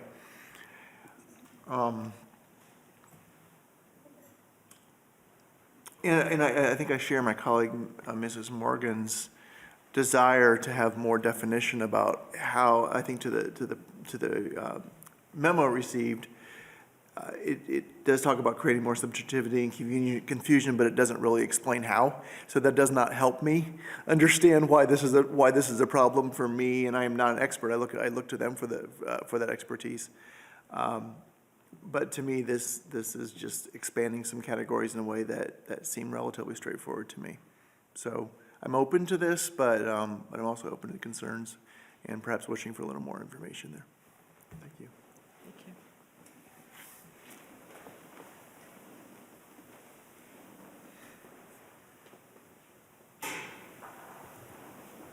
I mean, we could table it again, and I just would say to my colleagues, similar to the last meeting, you have a week to get this information if you're confused about, I don't mean to sound, on my last meeting, I'm being a little heavy-handed here, but I understand. So it's up to you all to make motions if you want to table it again, but I would beg you that we need to clear these and get them so they can go. They're still not done. They have to go for final votes and comments, and then they have to go. And my fear is when you do something and put everything to the last minute, that's where, if there are mistakes, they can't be picked up. So if you all want to table this again, you really need to do something in this coming week with that I hoped you would have done this previous week, because this would be another table. So if I were voting, I would move no action, but I'm chair, so I can't do that. So unless there's any other questions or concerns, if there's a motion. And if you all want to table it, you can. I'm not, I don't know what, we have to vote something. Mr. Hurd? I mean, I'm hearing all the concerns, and it seems like concerns just generally about the expanded bylaw. I mean, I am fine with positive action on it because I think it just, you know, I think the expansions of it don't dramatically change what the intent of an existing bylaw is. So I guess just to put a motion out there, I'll move positive action. I mean, I do understand the concerns, and maybe it's a good opportunity to look at the bylaw as a whole to see if it should be dramatically changed in some capacity, but as with the modifications that are in front of us, I don't think it, you know, again, I think sometimes, and we talk about concern about, you know, clogging the pipeline with warrant articles, and at least we're not, I mean, but for me, the changes make sense within the current context of what this bylaw is already trying to accomplish. So I'll move positive action. Is there a second? I'll second. Second by Mr. Helmuth. And just bear in mind, the target audience for this is minors. So I still won't be voting for this, because to vote with an override, an unenforceable bylaw that targets minors using our playgrounds, I definitely will be a no on it, so. Any further questions or comments? Mrs. Morgan? But the bylaw exists right now. That's the problem. Like, this bylaw is on the books right now.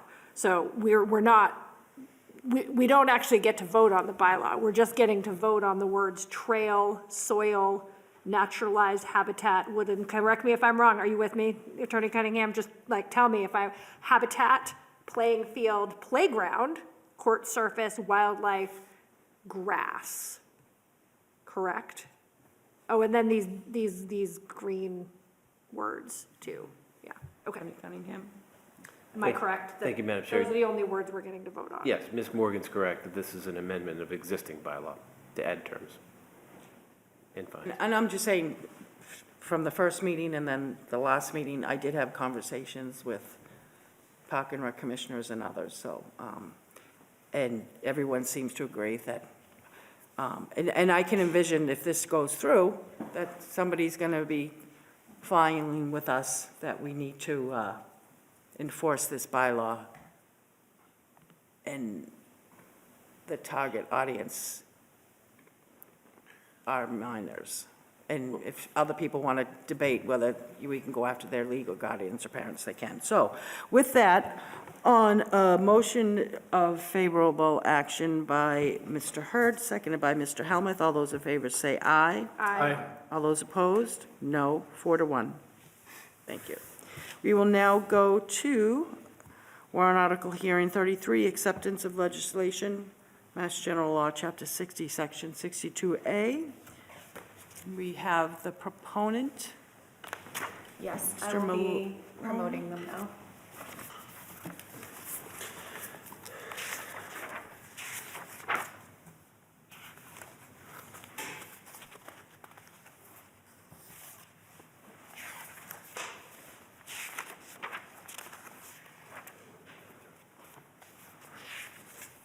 Just so ACMi knows, we've been having some blips with our TV screens. We're assuming that this meeting is still going out and being recorded. If it's not, if we're having a technical difficulty, Sean, run up the stairs really fast and tell me that. But I'm assuming we're still good to go. I'm not sure if Mr. Maloney's able to join us. Mr. Maloney is declining to be promoted to panelist, so I would note that in order to present, he needs to accept the panelist invitation. Okay, Mr. Maloney, if you could, since we're at your warrant article, it's coming across that you are declining as a panelist. If you could accept, or if there's an issue, maybe type it in the chat and let us know, but, Looks like, I think he rejoined as a separate person, and it looks like he will be added. I'll note that ACMi has noted that there is no problems for broadcast. thank you. Hello. Oh, I can hear you. My name is Thomas Maloney, 90 Oakland Avenue, Arlington. Yep, we can see you now, thank you. If you could just present your warrant article? Yeah, I'm here to advocate for Massachusetts bylaw, section 60, subsection 62A. This bylaw would allow for the tax collector to go into a tax title agreement with a homeowner who has gone back on their taxes and currently has a tax title open. I had sent in the exact wording of this bylaw. I don't know if it would help to be put on the screen. We have that in printed form, yeah, yes. Okay, yeah, I think it would really help to keep the community as a whole. A lot of the people that go back on their tax titles have gone through some hardships. And, I believe that it would be a good thing to keep the community together. It would also be an outlet for the municipality to regain some of the money that is owed without having to spend more money to go through the foreclosure process with courts. It had been accepted prior to 2024, and it had actually been strengthened by Massachusetts legislation in 2024. They had gone from a minimum initial payment of 25% of taxes owed to the municipality to a payment of 10% to the municipality to initiate this tax title agreement. They had also gone from 50% of interest owed to the municipality on these taxes, which was at a 16% interest rate for any interest owed on a property, to 8% on the property. So that these would be up to the municipality of Arlington to decide whether or not they want to do minimums. They could propose that there needs to be a 50% payment for this to be accepted. But basically, as long as this tax title agreement was adhered to, it would stop foreclosure processes and it could keep the community whole. And that's all I have to say. Thank you. Thank you. Thank you for taking extra efforts to join us. We appreciate it. I will now turn this over to members of the public, whether here in the chamber or joining us by Zoom, if they'd like to provide public comment on Article 33, acceptance of legislation. Seeing no hands raised in the chamber. Ms. Marr? Seeing no hands raised, Mrs. Mahan. Seeing no hands. I know we have some, Attorney Cunningham. Thank you, Madam Chair. Once again, I appreciate the petitioner's interest in this matter. However, I have concerns with this particular warrant article based on procedure. Unfortunately, the way it's listed in the warrant, acceptance of legislation of MGL Chapter 60, Section 62A, and then the warrant article itself to see if the town will vote to adopt the local option provided by that statute. There is no local option within that statute. Towns may adopt it, but they have to do so by bylaw, and several towns have. So the question presents is a procedural one, not a conflict with whether the towns can do this. They certainly can, but this is how it's done. And it needs to be done by bylaw pursuant to the statute. It can't be done by adoption or local option. Thank you. I will now turn it over to my colleagues for any questions, comments. Well, Mr. Hart? seems pretty simple. I'd vote no action. Motion of no action, Second. seconded by Mrs. Morgan. Any further questions or comments? If not, I'm sorry, Mr. Helmuth. Thank you. Thank you, Attorney Cunningham. I certainly have a lot of respect for your expertise, but, and so take this as the amateur legal question that it is. You don't feel that converting this to a bylaw would fall under the take on any action related thereto clause in the warrant article text? I mean, thank you, Madam Attorney Chair. Cunningham? Thank you, Madam Chair. It's a bit of a reach, given the language. Ultimately, the board itself has the authority, if it so chooses, just, my opinion is my opinion. If they wanted to move favorable action and forward this to town meeting, it would then be subject to review by the moderator, who could deem it out of scope of the article itself, but that's something we don't know how the moderator would decide on that issue. Right. Yeah, but I'm certainly, Mr. Helmuth, as you know, that I'm providing my view and analysis given the language. The board can act how it chooses. Fine. Also, if I may, yeah, since if this were to go forward, and it doesn't sound like it will, although I don't know how the rest of my colleagues are feeling, but is this something, do we know, perhaps the town manager, if this is something that the town departments have looked at and would consider to be a favorable or useful addition or not? Mr. Feeney?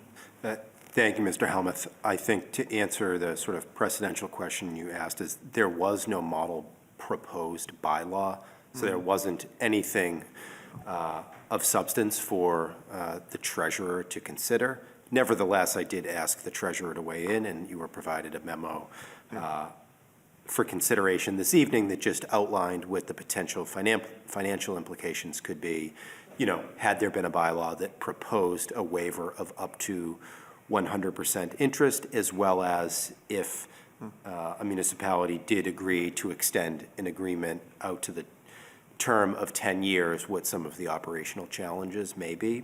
That's not to say we wouldn't be happy to support a separate measure in the future that actually proposed a bylaw for consideration that had a proposal for like duration and how interest may be treated if in fact the board chose not to move forward this year because it was inserted into the warrant and printed and published as an acceptance of legislation statutory measure. Yeah, thank you. No, I find that compelling. I think this is a good argument for an interesting idea. I wouldn't mind seeing it come back, but in a way that we could have something in front of us that had been vetted by the town and could be a process that might be workable. But I do want to say to the proponent, I appreciate the intent here to give some relief to some folks. Maybe this could come back another year. Thank you, Mr. Hurd. Yeah, I do want to add, I didn't want to dismiss this so summarily with just a motion for no action.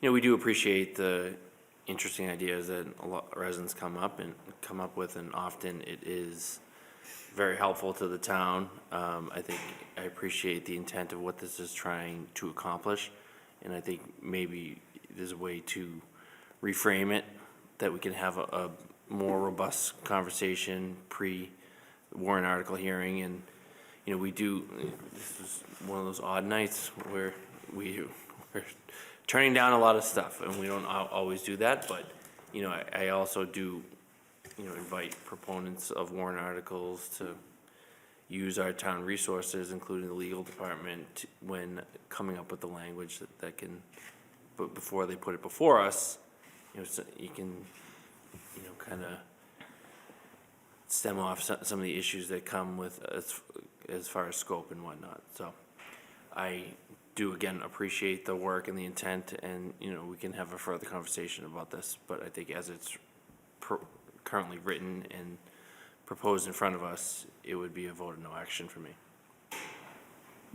Mr. DeCoursey? Thank you, Madam Chair. Yeah, and I also want to thank Mr. Maloney for bringing this forward. That does feel like we're not quite ready to take action on it. I do think it's worthwhile to look into in the future. It's part of the tax title reform. I'd like to hear, from the treasurer a year from now or in advance, but I think it's something hopefully that will come back a year from now, because there are different parameters that you would like to put in terms of limitations on interest. You can't go more than 10 years, but I do see circumstances where an agreement would be helpful.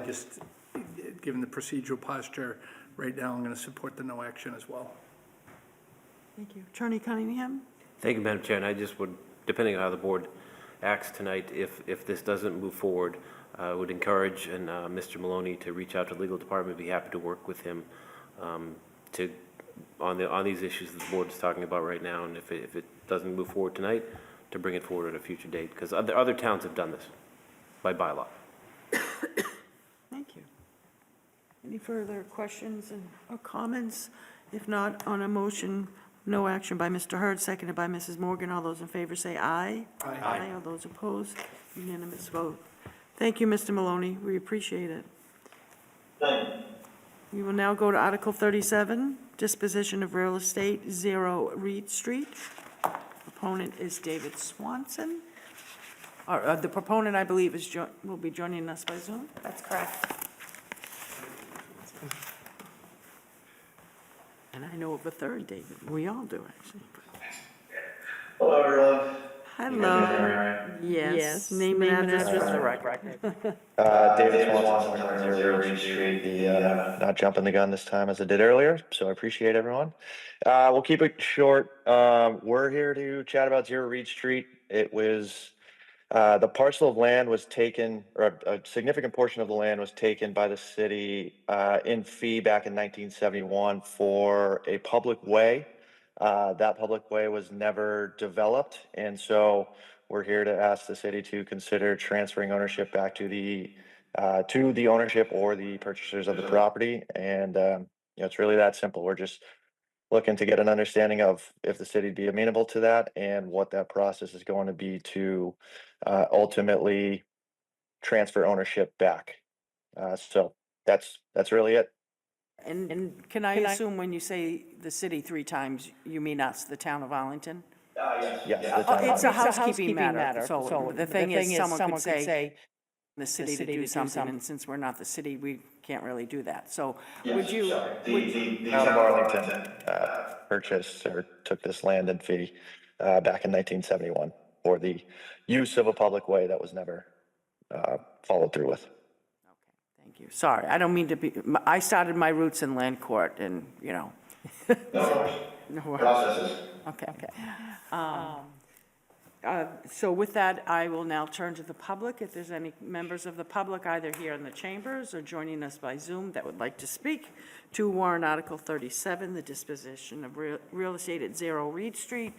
Seeing no hands in the chambers. Ms. Marr? Seeing no hands raised, Mrs. Mahan. Seeing no hands on Zoom. Attorney Cunningham? Thank you, Madam Chair. Just procedurally, this certainly is something the town could do. I would say typically towns go through a process where they make a determination about whether a piece of land is surplus. That process typically includes input from potentially impacted departments. Certainly the town manager would have a significant role in determining whether a parcel is surplus in nature. If it is determined to be surplus, it is correct that would once come before this board, then proceed to town meeting. If the board votes favorable action, town meeting would have to vote by 2/3 majority to have it go to sale. And then that's subject to a competitive process pursuant to Chapter 30B, Section 16. That's the typical process. Thank you. we do Now public turn to my hearing? colleagues.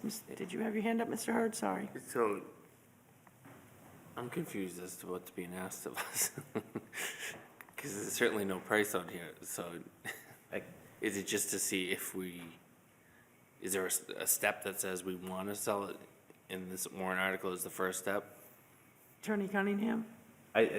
Perhaps the chair could ask the proponent at some point, but my understanding of what's being asked here is that the select board vote favorable action on disposition. It would move forward now to town meeting for their 2/3 vote to submit it to the 30B process.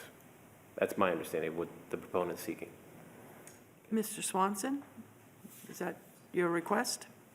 Yeah, we're trying to understand what the process is to go through this in the proper channels, and I do have a question just in terms of the competitive nature, but that's not relevant to this portion of the conversation. It's understanding what the process is to begin this discussion to get the land. Okay. Attorney Cunningham, so I think what's before us right now, I'm hearing perhaps in the natural course of business would be perhaps step 2, with step 1 being the town manager and/or his department head or heads going through the process of looking into this parcel and determining all the relevant factors, including whether it would be declared surplus. Then it would get that declaration. And then after that, step 2 would be this step, to have a warrant article to, having received a recommendation from the town manager and/or his department heads that this was a surplus parcel, the board would vote favorable action at this step to go to town meeting, and if a majority vote or two-thirds? Two-thirds, Madam Chair. Two-thirds vote, agreed, then this parcel would be declared surplus, to which the third phase would kick in, which would be the competitive bid process under the law that we, after having declared it, town meeting, two-thirds agreeing it is surplus, it now would go out to bid, which of course this proponent would be welcome to bid on it, but we, under the law, would have to open it to everyone. So I think that's sort of a summation. And I hear from the proponent that you're starting this process because you want to find out what the process is to get this declared as a surplus. So with that, Mr. DeCoursey? Thank you, Madam Chair. Yeah, I based on the materials that are here, and I see the reference to the taking back in 1971, and that was for purposes of laying out the street. But I also see that 2 years later, there was a release of some of that taking for land that wasn't used by the town, and that's in the chain of title too. I'm just confused based on what was presented in the plan that was referenced in the taking as compared to a memo that we received from Mr. Morgan, just identifying the particular parcel, because part of what I saw in the taking in 1971 was taking some property in front of what's Palmer's Garage to create Orient Ave. But the memo from Mr. Morgan suggests it's a strip of land next to 14 Reed Street. So could you help us in terms of what's before us, what particular parcel you understand you'd like us to take action on? Yes, it is the parcel to the, what would be to the left of 14 Reed Street, in between 6 and 14 Reed Street. Okay. Thank you, Mr. Swanson. Mr. DeCoursey. All right, so when I look at that taking from 1971 of that language, and maybe there's another book and page reference, but that seems to reference something that's different than what's before us today. So I'm a little concerned about that. And right now, the strip of land next to 14 Reed Street, the town doesn't own it. The town has an interest, or may have an interest, an easement interest, because it's still assessed, am I correct, to a John DiNapoli. So it feels to me that we need some more information before we take any action. Were there, just in terms of the chain of title and how you're referencing the easement, I'll ask you and Attorney Cunningham, are we in agreement as to what all the documents are and what all the title references are? Attorney Cunningham, and then I'll give Mr. Swanson an opportunity. Attorney Cunningham. Thank you, Madam Chair. Now, I do think that Mr. DeCoursey correctly points out that there are some potential discrepancies. All right. I think at this point, and I know on your last night, Madam Chair, you don't want to hear a motion to table, but I don't see how we can move forward without at least getting some further information. Forget about what we do if we're in agreement, because there's issues in terms of what you would do if you deemed property surplus property. But I'm going to move to table this to next Monday and ask that we get more information, just so we're all in agreement as to what the parcel ID is, who the owner is, what's happening here, and what the effect of the 1971 taking and the 1973 release was on a plan that doesn't seem to include this piece of property on Reed Street. So it just, for all those reasons, I move to table. Okay, is there a second? Second. Seconded by Mr. Hurd, and just because I referenced that, I would refer to you, and I do see Mr. Swanson was nodding yes, but if you'd like to add anything in the next 30 seconds, I'd like to give you that opportunity. No, I think everything that was said was fair. Everything that we found was through a title search through our attorney, so whatever we can do to continue the conversation and make sure that the pertinent information is at hand and accurate, we're open to doing so. Okay, and as always, town council and his office are available to everyone, if anyone wants to do anything in the upcoming week. So on a motion to table to a time certain, I think, March 30th, by Mr. DeCoursey, seconded by Mr. Hurd. All those in favor say aye. Aye. All those opposed? And we did take a vote, so I'm very happy. And I'm sure Mrs. Morgan's upset that she's not going to be able to talk about this next week. I won't be chanced. I'm really happy with that. Ms. Morgan could contribute as a member of the public to the public hearing. Don't remind me this is Mrs. Morgan's last night. I'm already, I'm very upset. I am upset. Anyways, we'll now go to warrant article 15, bylaw amendment, adoption of municipal equity bylaw pursuant to Mass Cannabis Control Commission regulations. Attorney Cunningham? Thank you, Madam Chair. Yes, this was put on the warrant as a placeholder. The Cannabis Control Commission passed the law in 2022, along with accompanying regulations that required host communities, the cannabis host communities, to come up with a equity bylaw or some other procedure pursuant to that regulation to provide for equity within the town and its businesses, its cannabis businesses. There is a model bylaw. It is problematic on many levels. Many municipalities have found that compliance with would actually conflict with applicable law under zoning issues.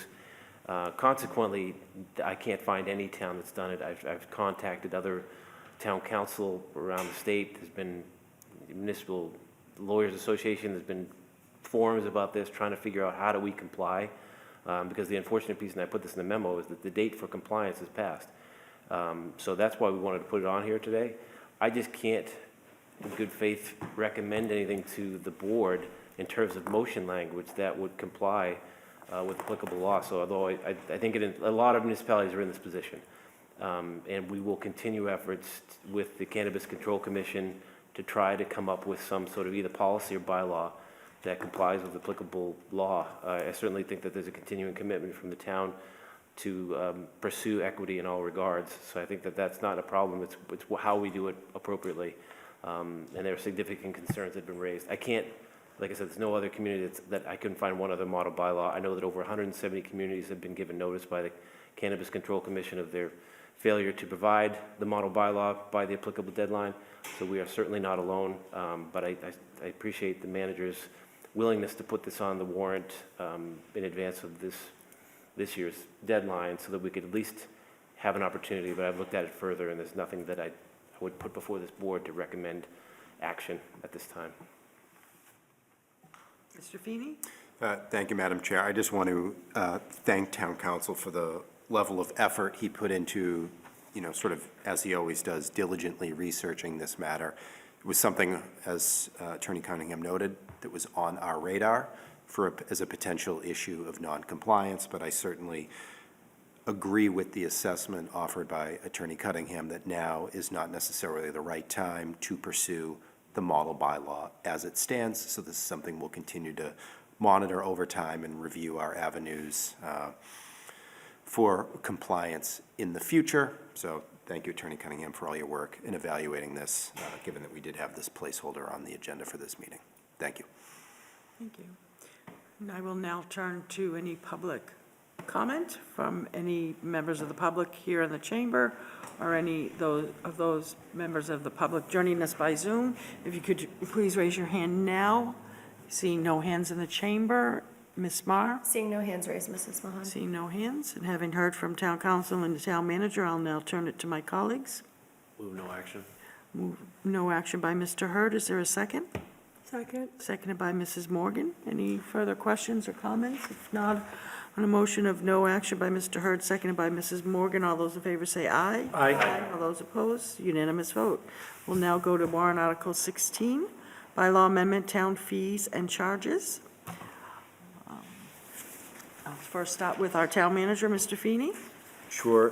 Thank you, Madam Chair, and I suspect we'll go in order with the next three, but Articles 16, 17, and 19 were all submitted at my request. They are all, in a way, inherently linked, as they all relate to fees. Pursuit of these warrant articles is an effort born of the long-range planning cycle this year. As a committee, we wanted to consider every avenue to reduce the ask or number associated with the override in an effort to mitigate the impact on the taxpayers. And as these discussions about the override ensued, as we talked about perhaps earlier with an earlier warrant article, we thought, geez, we really need to look at all available avenues of revenue, including non-property tax revenue. Of course, permit and license fees are local receipts, which is a revenue source we have a higher degree of control over. As you may recall from my earlier presentations, is one that we chose to estimate more aggressively this cycle. So during the long-range planning process, we decided it was necessary to review fees in a comprehensive manner. So we did that, and that's what led to Article 16, but again, it feeds into Article 17 and 19 as well, as you'll hear more about later. And this certainly aligns with the Select Board's stated override commitment to pursue new revenue sources and identify ways to increase existing revenue sources. That being said, however, it should be noted that fees and charges are not collected solely to raise revenue, but are there to keep pace with costs to adequately compensate the town for the services it's providing. And the fees, therefore, must be reasonable under well-established Mass General law. So it turns out such an effort was long overdue, as many of fees had not been adjusted in a period of time, some perhaps decades or more. So, of course, as we've heard with override discussions, that does not align with the increasing costs of providing services over time. So this bylaw amendment before you notes that many of our fees are prescribed in Title IX, Article 3 of the town bylaws. Some of the published fees are accurate to what is being charged in practice, while others have not been updated to reflect certain changes to fees that were implemented over time. And in other instances, new fees have been added in accordance with newly adopted bylaws or regulations, but have simply not been incorporated into this bylaw. So the proposed bylaw amendment seeks to reconcile Title IX, Article 3 to capture missing fees, match current fees, and codify newly proposed fees, if approved. In all instances, the bylaw needs amendment to do this. And just to note, in looking at the newly proposed fees, a comparison was made to our surrounding communities to ensure Arlington would not become an outlier with any of the newly proposed fees. And I know this bleeds into Article 17 a bit, but completing this exercise certainly highlighted some of the inherent difficulties with codifying fees within a bylaw. There are instances we discuss where fees have changed over the course of past 2 to 3 decades, but the corresponding changes were not necessarily codified. There have been instances where newly instituted fees did not find their way into the bylaw, and there have been instances where fees have been changed. That certainly, these things may have been oversights, or it may have been a result of a belief that authority existed to establish and change fees was vested in others outside of town meetings. So that's where we'll get into the popular local option statute being proposed by 17. But before turning it over to Ms. Bongiorno, if the board has any questions, as she underwent the exercise with all of our departments and department heads to consider where our fees should be as proposed, I want to call out just a few things. I will note we're not proposing to increase our base building, electrical, or plumbing fees, which frankly generate the lion's share of the revenue within this local receipt stream. And that is because they were still deemed to be reasonable, and they are calculated on the basis of per $1,000 of the value of work. So as construction costs have essentially ballooned over the years, so have these corresponding permit fees. So in essence, those particular fees, based on the basis of calculation, have kept up with the rising costs. There's one other category of fees that is not contemplated because they are not part of the bylaws, and that is those associated with parking violations. Of course, as this board knows, those are codified in the board's traffic rules and orders. So there are some potential considerations that this board may wish to make and has within their purview to make that could also have a meaningful impact on our revenue. One example I would offer is that Arlington is one of the very few communities that codified decades ago as $15 as the violation for non-payment of a meter, having an expired meter, or engaging in an overtime parking violation. In nearly every other community, you would find that fee set at $25, for example.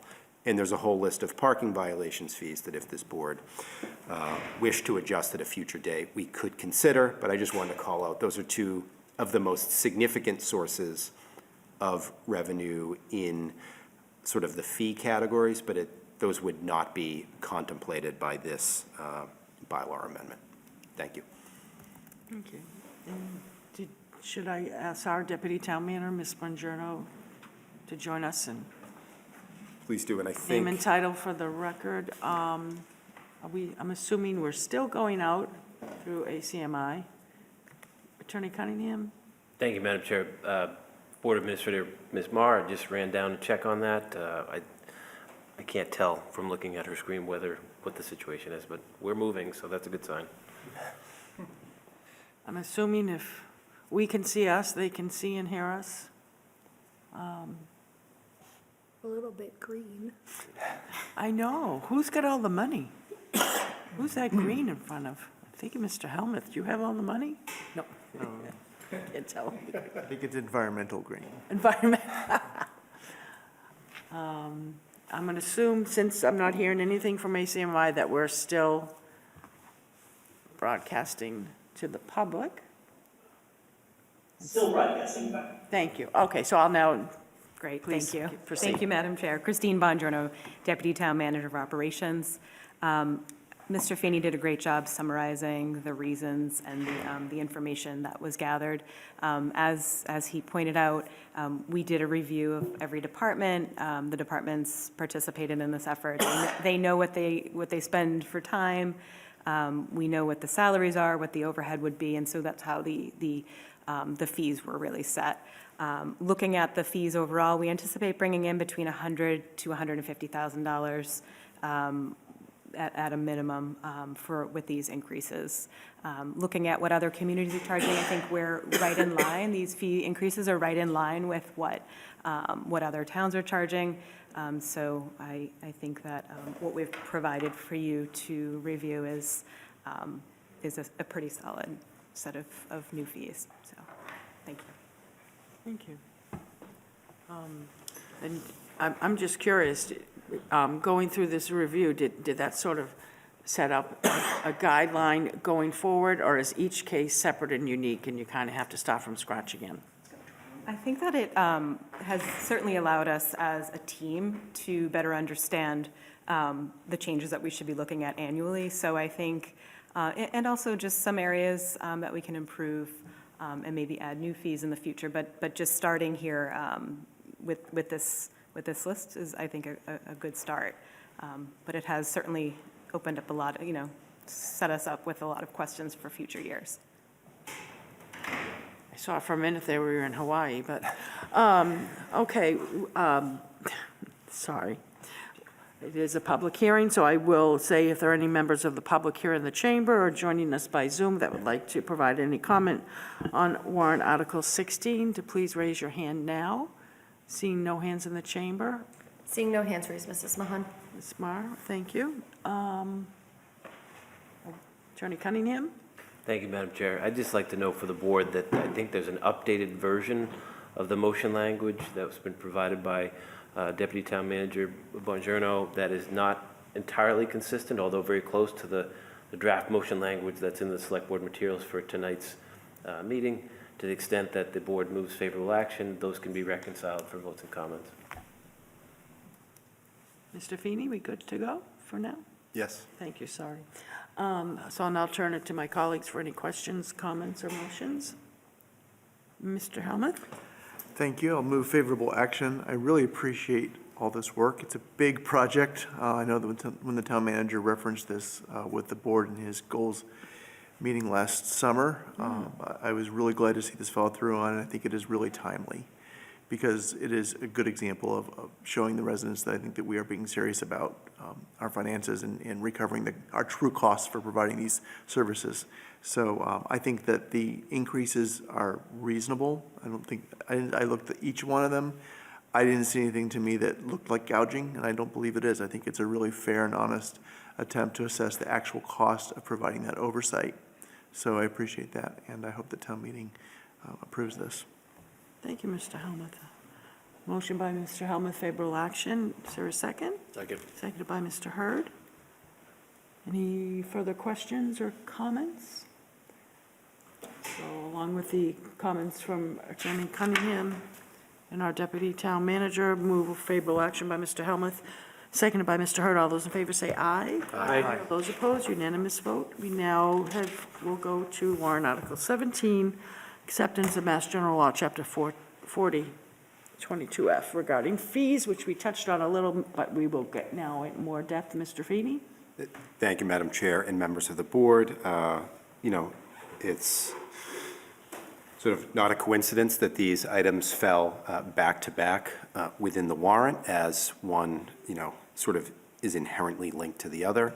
And Madam Chair, with the question that you just asked Deputy Town Manager Bongiorno a moment ago with respect to, this exercise, it is clear and evident that it's an exercise that should be undertaken more regularly. And the intention of Article 17 is to better position the town to do so through the adoption of a local option statute, which has existed for a number of years. And it is clear in our research of Chapter 40, Section 22F, that it is clear at different points in our history, different officials believed there was authority to amend fees outside of town meeting, as has been done time to time. However, our research on the prior acceptance of Chapter 40, Section 22F was inconclusive, so we thought it best to pursue a clear confirmatory vote through this board and through town meeting this year. So there were certainly references made in other official documents, and frankly, that intimate or reference this local option, or the fee setting process that it permits has been incorporated into many of our bylaws that we've passed recently. So given that we were pursuing a holistic update to our fees in Chapter 16, it was my preference to remove any doubt about the prior acceptance of this local option and pursue a distinct warrant article that will get us a clear record with the Attorney General's office about the town's sort of relative standing with respect to Chapter 40, Section 22F. So if the board were to pursue favorable action on this and this were to be codified by town meeting, the updated fee schedule as proposed and hopefully adopted by town meeting would remain in effect until new fees and/or charges would be adopted. And then we could sort of reconcile with the bylaw or remove reference in the bylaw at a future date. And we could do so in a sort of wholesale manner by having each and every board, commission, or officer who's then responsible for setting the fees, establish a fee, vote it, and then we could establish basically a brand-new fee schedule on the town's website and through OpenGov, our permitting portal, that would be essentially a living document that could be more nimbly updated and responsive to changes that may occur in the various industries impacted by the fees we set. So ultimately, what this bylaw would do is make fees subject to change per the presiding board or officer responsible for issuing that permit fee, and then it would be subject to review and approval by the appointing authorities. So what that means is it would come, through the division, through a department head, through the town manager's office, and then updated fees could be presented to this board, so there would be an opportunity for the public to weigh in. It would just remove us from being restricted to only being able to make such actions on the floor of town meeting. So certainly happy to answer any questions and defer to Mr. Attorney Cunningham for any procedural matters, but thank you for your consideration this evening. Attorney Cunningham? Thank you, Madam Chair. Yeah, the town manager covered all of it. I would just note that this statute dates back to 1991. It's a local option statute intended to make it easier for municipalities to increase fees and not have to go through the exercise annually of going to town meeting to try and increase fees. As we've seen, things can go years without being addressed, so this would allow for town boards, commissions, and committee, or whoever's responsible for these fees or expenses to incur them on a rolling basis. I do want to emphasize what Mr. Feeney mentioned.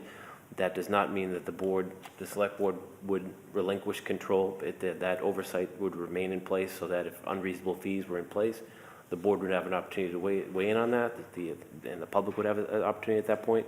So it doesn't totally cut out the board or the public from the process if this statute were adopted. And also, as Mr. Feeney mentioned, another key point I think is that in terms of if town meeting were to adopt Article 16, which changes all our fees, that's a good thing. We should fix that. But then if those are changed later, they'll remain in effect until that change is in place, or we can insert language into Title IX, Article 3, where we say it's, subject to the provisions of Chapter 40, Section 22F, and changes that may be made pursuant to that local option. So we could do both. Thank you. This is a public hearing, so if there are any members of the public here in the chambers or joining us by Zoom that would like to provide public comment on warrant Article 17, if you could raise your hand now. Seeing no hands in the chamber, Ms. Marr? Seeing no hands raised, Mrs. Mahan. Okay, I will now turn it over to my colleagues. Move positive action. Positive action by Mr. Hurd. Is there a second? Second. Seconded by Mr. DeCoursey. Any further questions, comments? If not, a motion of favorable action by Mr. Hurd, seconded by Mr. DeCoursey. All those in favor say aye. Aye. All those opposed, unanimous vote. We will now go to warrant Article 19, bylaw amendment, addition of certain delinquent municipal fees, fines to be a lien on real estate tax account. Our town manager, Mr. Feeney. Thank you, Madam Chair, and members of the board for entertaining yet a third warrant article related to fees. Essentially, what this does is capture the back end of the fee collection process, and this largely pertains to not necessarily permit fees. As you can imagine, a permit or license does not necessarily get issued unless the fee is paid. This would be the pursuit of or expanded access to a tool that is already in our toolbox and already exists within our bylaws that would allow us another method for collecting unpaid fines for violations of municipal bylaws. So Title I, Article 21, we are seeking to amend the list already contained therein to have an expanded number of potential bylaw or zoning bylaw violations for which we could pursue a lien that would forward to someone's real estate tax bill if they chose not to pay a citation they were issued for a municipal bylaw violation.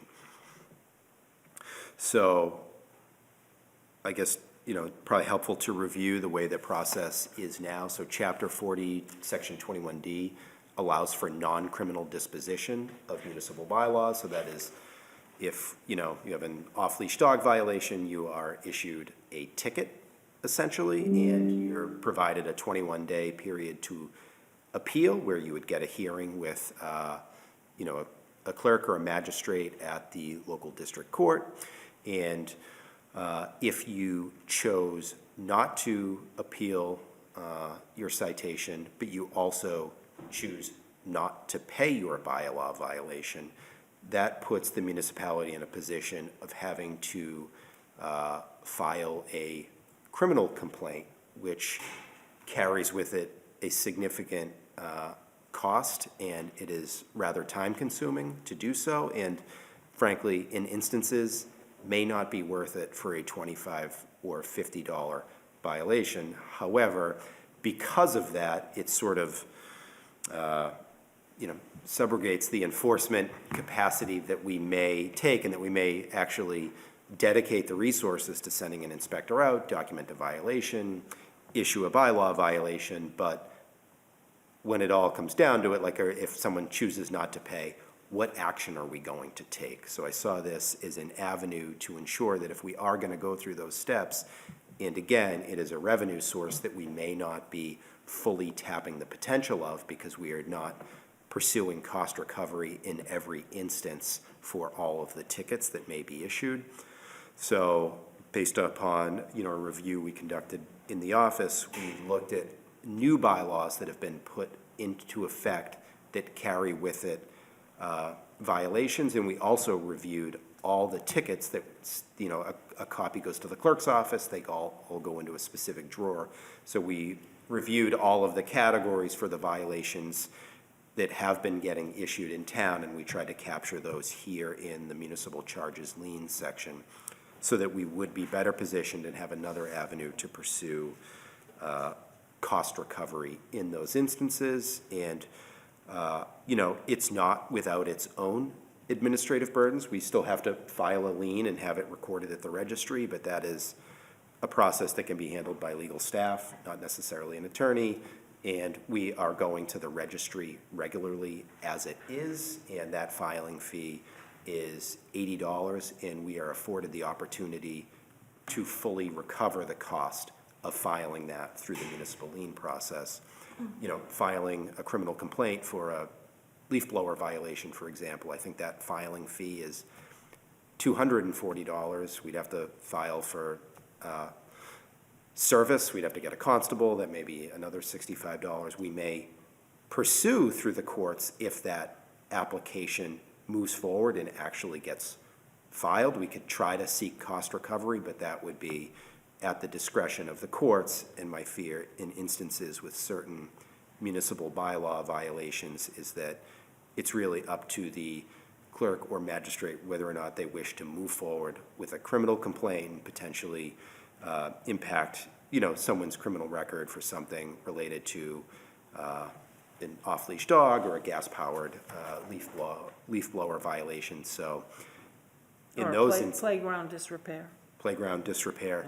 So in those instances, we may find cost recovery in the hands of a third party where through this mechanism, if we were to pursue it, and again, it's only going to apply for violators who own property here in Arlington, so it is not a 100% solution to the challenges we face, but it's, again, it's a tool that is already at our disposal, and we thought, based on the violation history and the citations we're issuing, that we really should avail ourselves of the opportunity to recover those costs and update our bylaw to include those areas where we are actually issuing citations. Thank you for your consideration. Thank you. And I do appreciate, I'm adding up all the time and people that you had to call upon to, as Mr. Helmuth pointed out, talked about doing last year and actually doing it and implementing it. And I'm happy to hear that, first doing the process, you are recreating the wheel, but it sounds like you now have a process or a protocol in place that it's still going to take some person power to continue to do an update, but you've done a good part of the work up ahead in the forefront. So with that, this is a public hearing. If there's any members of the public here in the chamber or joining us by Zoom that would like to speak to warrant Article 19 on this bylaw amendment, if you could raise your hand. Seeing no hands in the chamber, Ms. Marr? Seeing no hands raised, Mrs. Mahan. Seeing no hands from Ms. Marr. Attorney Cunningham, are we good to go? We are, Madam Chair. Thank you. I will now turn it to my colleagues. Mr. DeCoursey? Thank you, Madam Chair. I'll move favorable action. Move favorable action by Mr. DeCoursey. Is there a second? Second. By Mr. Helmuth. Any further questions or comments? If not, on a motion of favorable action by Mr. DeCoursey, seconded by Mr. Helmuth, all those in favor say aye. Aye. All those opposed, unanimous vote. With my colleagues, at my colleague's pleasure, I'm going to skip 28 right now and go to 36 and then 30. So we now have the warrant article hearing for Article 36, revolving funds. Turn to our town manager, Mr. Feeney. Thank you, Madam Chair. If I could, I would invite Deputy Town Manager and Finance Director Julie Wayman to present on revolving funds. Good evening. Deputy Town Manager Julie Wayman. I am here to talk with you all about Article 36, revolving funds. So as you all know, this is an annual article to authorize the expenditures from our revolving funds. So you all had in your packet a couple of charts on the expenditures and the receipts that had been received in fiscal 25 in the revolving funds. Ashley, our administrator, was able to update that tonight. So I just want to highlight a couple of the revolving funds for you all. I know you see this annually, but there have been two, we're requesting a change to the expenditure cap in two of the revolving funds. The first one is the private way revolving fund. I know that you all have already heard a warrant article. We're contemplating a much larger private way repair project next fiscal year. So the expenditure cap in this revolving fund is $1 million typically. We're looking to increase that to $2 million to be able to do that much larger project next fiscal year. The second revolving fund is the field user fees. So there may be a need also to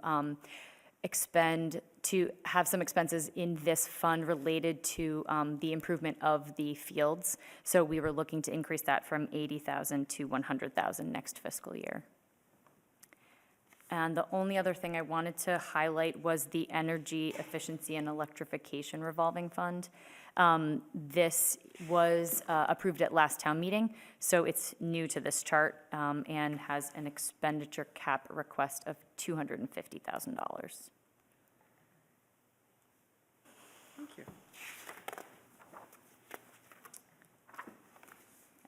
Any questions I can answer? Just good to go. First, I'll ask if there are any members of the public who would like to provide comment on Article 36, either here in the chamber or joining us by Zoom, to please raise your hands now. Seeing no hands in the chamber, Ms. Marr? Seeing no hands raised, Mrs. Mahan. I will now turn it to my colleagues for questions, comments, motions. Move approval? Move approval by Mr. Helmuth. Is there a second? Second. Seconded by Mr. Hurd. Any questions, comments? If not, on a motion, move approval by Mr. Helmuth, seconded by Mr. Hurd. All those in favor say aye. Aye. Those opposed, unanimous vote. We will now go to Article 60, warrant article hearing endorsement of parking benefit district expenditures. Mr. Feeney? Thank you, Madam Chair. I would again turn it over to the Deputy's Town Manager for presentation on Article deputies 60, again. Town Meeting. I just made that up. All right, well, I'll leave it to the deputies whether we do it alphabetically or otherwise. I'll start. Thank you, Madam Chair. Julie Wayman, Deputy Town Manager of Finance. So we are going to, we're here tonight to talk about Article 60. So this is endorsement of the Parking Benefit District Fund. And this is also a item that you have in your packet, and we want to just walk through some of the revenue and expenditures that we have budgeted for next fiscal year. So from the top, that top portion is looking at the revenue that we anticipate bringing in next fiscal year. We have made the revenue and our revenue budget a little bit more aggressive than last year. We have in the past budgeted about 85% of prior year actuals. We've increased that to about 90%. We have budgeted 90% of fiscal 25. That was that last completed fiscal year. So we anticipate the revenue in this fund, we anticipate bringing in about $514,988 next fiscal year. For the expenditures, this budget is broken up into maintenance and then the parking benefit district. So I'm going to highlight a couple lines in that maintenance portion that I think are important to note. The first is the charging stations. That increased a little bit from what we were budgeting for this fiscal year. That is the amount that ChargePoint charges us for use of their technology and at the charging stations. We have also trued up the electricity charges at the charging stations. I can see your face. Yeah. Yes, so that, so you can see that we have obviously added a number of charging stations. That is an expenditure that comes through the treasurer's office. So that is a trued up number for what we're anticipating in for fiscal '27. The multi-space meter kiosk replacement. So in fiscal '26, we budgeted for replacement of the 6. That's the railroad lot, Russell Common, and the library. They're in need of replacement. So we are starting that process now. In working on that, we're actually going to expand the kiosks, and we're going to add 2 more. So that's why you can see in '27, we've added an additional $25,000. So we're starting the work now. The treasurer's office has been in touch with a couple of vendors. They're going to make sure to get out and see them and use them, make sure that they're user-friendly before we purchase these new kiosks. And so we're going to start that work now and then complete it in fiscal '27. The last thing I want to highlight up here is the parking enforcement. So since the start of this fund, we have charged 50% of the time of the 3 parking control officers and the parking collections manager in the treasurer's office. As you all know, we're looking at every expenditure in town, and in working with Lieutenant Kelly, it became clear that these 4 individuals spend more like 75%, if not probably more, but about 75% of their time on work related to work in this district. So we've increased that amount from 50% of the 3 PCOs and the parking collections manager in the treasurer's office to 75%. So that is the increase to $190,000 in fiscal '27. So the maintenance and operation of the district is $416,604. It's what we anticipate it being next fiscal year.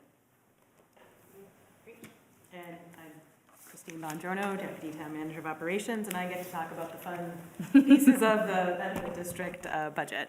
So real quickly, so this current fiscal year, we're kicking off renovation at Russell Common Lot. We're removing the dead trees and we're replacing them with healthier, more native species that will be longer lasting and provide more shade. We're also doing perimeter work. We're removing some brick and putting impervious surfaces and really sprucing up that area. We're hoping to basically make it more attractive for visitors to come and park and enjoy our center. A couple other quick highlights: the seasonal water plantings. We're continuing with our planter project throughout the center, but we're looking at developing a plan and implementing a plan to do some plantings and some work in the medians along Mass Ave in the center. As you know, there was some road work done, and that project left us with bare medians, and we're hoping to make those more appealing. A few other areas: electric upgrades. We are going to be removing on the southern part of Mass Ave in the center, removing the the tops of the lamp posts, replacing them with dark sky compliant lights, LED lights, and adding outlets in order to have our holiday lights on that side of the Ave. And we're also adding this year a line, which we hadn't had in the past, a snow clearing line. Obviously, this past winter, what we realized is that if we don't clear the snow and allow people access to the parking in this part of the town, we will lose revenue and our businesses will lose revenue. So that was a really important piece that the committee wanted to include. And just, I think in general, there's an additional line, arts and culture. That was our 250 line last year. Arts and culture, hoping to be able to add some vibrancy to the center through that line as well, through the Arts and Culture Commission. Happy to answer any questions. So in total, for both the parking benefit district and the maintenance and operation, we're planning to spend $772,104 in fiscal '27. This is obviously greater than the revenue we anticipate bringing in, so we're anticipating using $257,000 of the current surplus. We anticipate that will leave us the end of fiscal '27 at $417,000, which is about the cost to maintain that maintenance and operation portion of the fund for about a year. So we're comfortable with that fund balance. About $1,000, but yeah. Thank you, sorry. Mr. Feeney?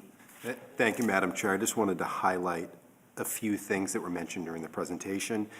The first being with respect to electricity costs at the charging station. I just wanted to note for the board and public's benefit, those are pass-through costs. The charging station charges a per kilowatt hour fee for every kilowatt hour dispensed. So it's collected from the user by charge point, but then we can use that to obviously offset our utility expenditure. So the only instance where it's not charged is for the town's fleet vehicles.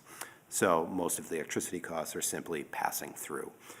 I did want to also make clear that with respect to within maintenance and operation, the increase to the parking enforcement admin line from $117,000 to $190,000, just to make clear, that shows up as an offset in the relevant general fund taxpayer, dollar budgets. So it's to essentially hold harmless to a further extent the general fund from some of these costs by offsetting them with parking fees. So is my math bad on that if it's going 50% of the charges were at 117, going to 75% of the charges, which is only 25% more, I don't see how that gets me to 190. Is that what you just outlined, how it gets me to 190? Yes, that's an additional 25%. Yep. Okay, it seems like it's more than that, but it's not. That's just an additional 25%. It is, but I think, again, it's calculated on the basis of the cost of those employees. So you won't see it move dollar for dollar with respect to fiscal year '27 and that collective bargaining agreement and market adjustments. Someone may have achieved longevity, right? There is a number of things So it's not that play. apples to apples, it's apples to oranges. Okay, Right. because it's not, It's when I based do on 50 to the 75, salaries. okay. All right, sorry, go ahead. And then finally, I will note that while we are budgeting for snow clearing in fiscal year '27, as I presented earlier, knowing that we do have a deficit in our snow and ice removal budget this year, we have worked through the committee to set aside funds within fiscal year '26 to offset some of those costs as appropriate for time spent with either in-house resources or contracted resources within the confines of clearing the mains within the parking benefit district, because that did provide for parking within the parking benefit district and access to the meters. So I just wanted to highlight those three things. Thank you. Thank you. This is a public hearing, so if there are any members here in the chamber, any members of the public here in the chamber are joining us by Zoom, who would like to speak on warrant Article 60, if you could raise your hand now. Seeing none in the chamber, Ms. Marr? Seeing one hand raised. Okay. I'm going to promote them now. Everything went blank. Oh, there it is, sorry.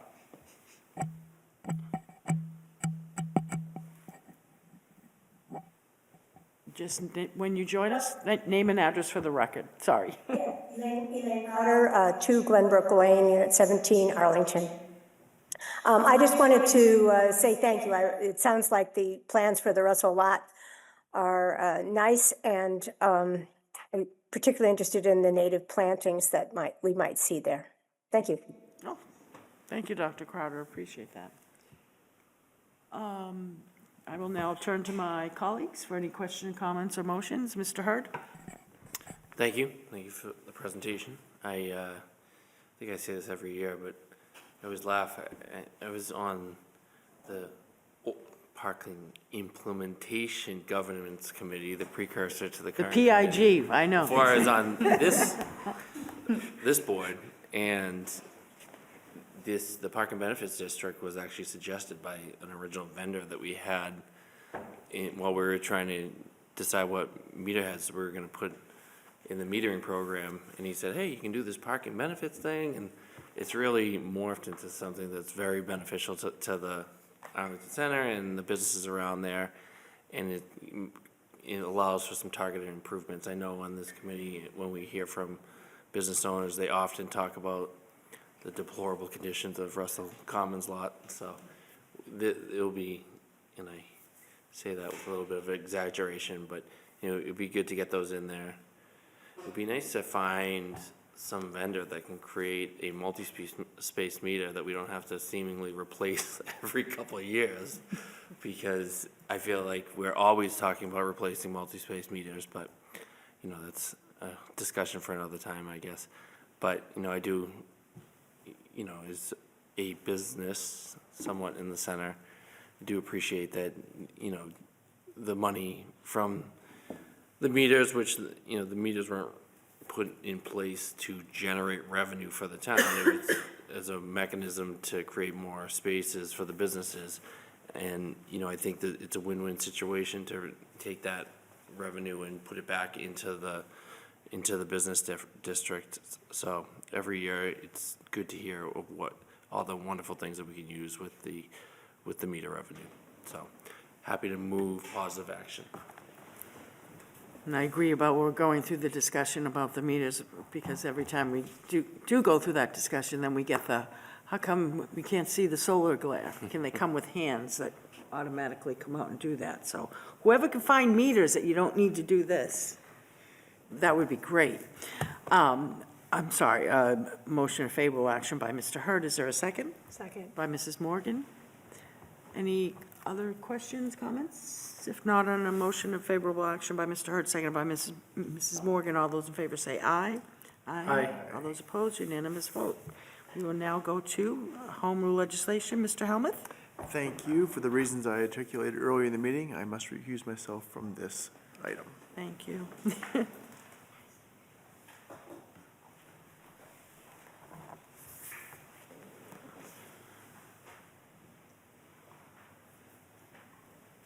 And the record will reflect that Mr. Helmuth has left the chambers. We'll now go to warrant Article 28, home rule legislation, additional on-premises all alcohol license, submitted by us, the Select Board, and the Planning Department. Mr. Feeney? Thank you, Madam Chair. As you noted, this is what I'll call a collaborative effort between the Town Manager's Office, the Select Board, and the Select Board Office, as well as largely our Economic Development Coordinator, Katie Lusai, who did provide a memo this evening.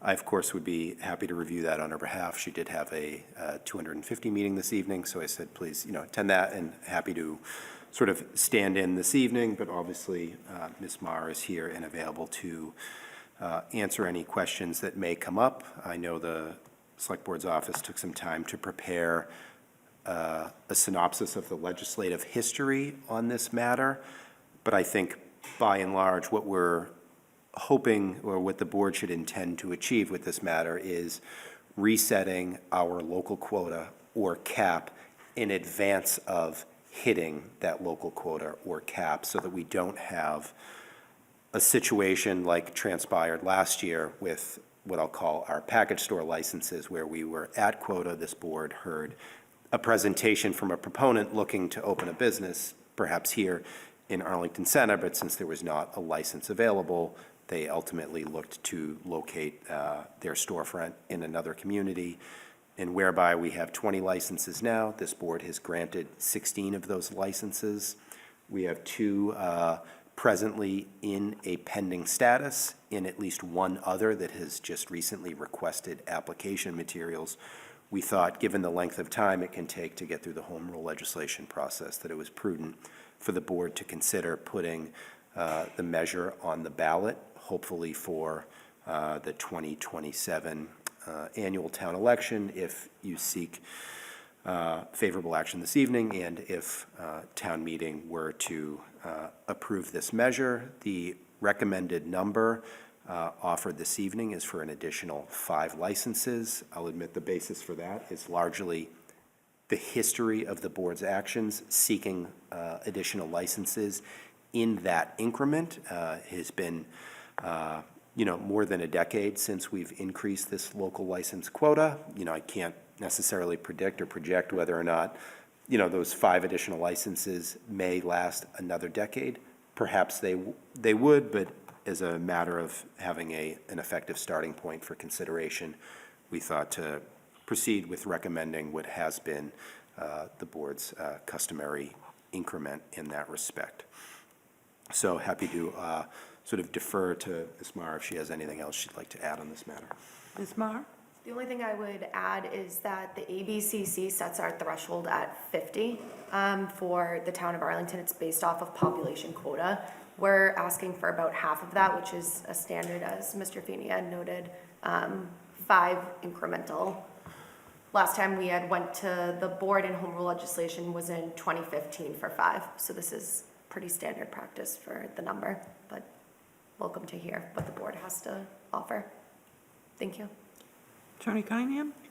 Thank you, Madam Chair. Just note for the board that there is draft legislation included in the board's materials if the board is inclined to move favorable action, indicating the increase to 25. But I would also note the one change from the last time this was voted or sent to the town for a vote in 2015 is the seating capacity minimum has been changed from 50 to 20, and that language is reflected in the draft home rule legislation. Okay. Would I be safe to assume that we won't have a repeat of what we had this time around? We have some sort of tracker in place so that we don't have to have an emergency meeting 2 days because someone turned their papers in. So that's going to be trackers ticking and going backwards. Okay. This is a public hearing. If there are any members of the public, either here in the chambers or joining us by Zoom, that would like to offer public comment on warrant article 28, please raise your hands now. A hand, raise a foot. No, I'm only kidding. Seeing no hands or feet here in the chamber, Ms. Maher? Seeing no hands raised, thank you, Mrs. Mahan. Okay. Good to go. I'll turn it over to my colleagues. Mr. DeCoursey? Thank you, Madam Chair. I'm happy to support this. The only question I have in my mind, and I know Mr. Hurd and I had meetings as a subcommittee on this previously in terms of the increment on the number, and we talked about the reduction, this board voted a reduction in seats that qualify for the license from 50 to 20. Given that previously we had been talking about a much higher threshold, I'm just wondering how board members feel about going to 30, just because you may get more requests because the threshold for restaurants coming in is less. And where we could go all the way up to 50, we're well below that. The support for it, I'd be happy to move that. And Changing it from, so instead of no, that's 5. fine. Do you think we should do that, or should we do that separately so that Mr. Helmuth can be here for that, or would he still have the same conflict? Well, I think he still has the same. I'm not. All right. Attorney Cunningham? Thank you, Madam Chair. And Mr. DeCoursey, yeah, he, as far as the home rule legislation and the number contained in that, he would have the same still conflict. have the same, okay. All right. I didn't know if that was a home rule arena or a select board policy arena, but it still falls into the home rule arena. Good question, Madam Chair, and I Attorney think that the seating capacity issue, which the board addressed previously, is something that certainly Mr. Helmuth has the capacity to weigh in on, but the number of potential new licenses that the board's willing to grant via home rule legislation would result in the same conflict to Mr. Helmuth. Okay. So the 30 also applies. I'm happy to do that. I just Yeah. didn't know if I we should don't know. say- As we're talking about it, I mean, the thing we want to avoid is hitting that number and then creating a secondary market for it. So we want to try to stay ahead of it, but we may find that we're getting more than what we were seeing in the past. Okay. So a motion So, yeah, on the to strict, move favorable. I'll move favorable action for 30. For 30, okay. Is there a second? Mr. Hurd? I'll second that. I think that's fine too. We talk about these quotas and whatnot, and I don't think, raising it to 30 means all of a sudden we're gonna be overrun bars in town. So I mean, I would support that. And just say, and we need to get that subcommittee in motion. We have fallen behind. And then I would invite Ms. Morgan. You need to get those two seats filled. After Ms. Morgan's on the board, she can jump in as in an advisory role to the committee, because we won't violate the LML. Bring a little Tito's, a little Chardonnay. No, I'm only kidding. Okay, any further questions or comments? If not, I flipped my paper too soon. A motion of favorable action by Mr. DeCoursey, seconded by Mr. Hurd. All those in favor say aye. Aye. Aye, all those opposed, unanimous vote. We can ask Mr. Helmuth to rejoin us. It starts to get silly in here as we approach 10 o'clock. I asked the manager to start turning the heat off, so we won't want to go, no, I'm only kidding. Okay, we will now go to, warrant article hearings are closed. We'll now go to final votes and comments. Agenda item 16. Final votes and comments for Articles 7, 12, 13, 24, 25, 26, 79. Is there a motion to approve? So moved. By Mr. DeCoursey. Is there a second? By Mr. Hurd, Attorney Cunningham. I just want to thank Mr. DeCoursey for working on the draft votes and comments. As always, his time is very much appreciated and valued. Thank you. On a motion to move favorable action by Mr. DeCoursey, seconded by Mr. Hurd. All those in favor say aye. Aye. Aye. All those opposed, unanimous vote. Agenda item 17, draft final votes and comments for Article 20, 27, 29, 32, I'm cross-checking my list, 34 and 35. Is there a motion to approve? So moved. Moved by Mr. DeCoursey. Is there a second? Second. Seconded by Mr. Hurd. Good to go, Attorney Cunningham? Yes, Madam Chair. Thank you, sorry. A motion to approve by Mr. DeCoursey. Any further questions or comments from the board? A motion approved by Mr. DeCoursey, seconded by Mr. Hurd. All those in favor say aye. Aye. Those opposed, unanimous vote. We now go to draft final votes for Article 6, Article 10, Article 11, Article 14, and Article 23. I'm taking out Article 8 and Article 9, because I think I'm going to ask for a motion for reconsideration. And 18, sorry. So, taking out 8, 9, and 18, is there a motion to move favorable action on the remaining? Or Attorney, I can say Attorney DeCoursey. Attorney DeCoursey? Thank you, Madam Chair. And on this one, we are now caught up, as based on our last two votes on the February 12th and March 2nd. The board received the draft comments from Attorney Cunningham. There's still a little bit of dialogue going on that, so I'd like to move receipt of that. And then I would expect that we would be back next Monday. Okay, move receipt on Article 6, 10, 11, 14. Is there a second? In 23? Sorry, yes, in 23, thank you. Is there a second? Second.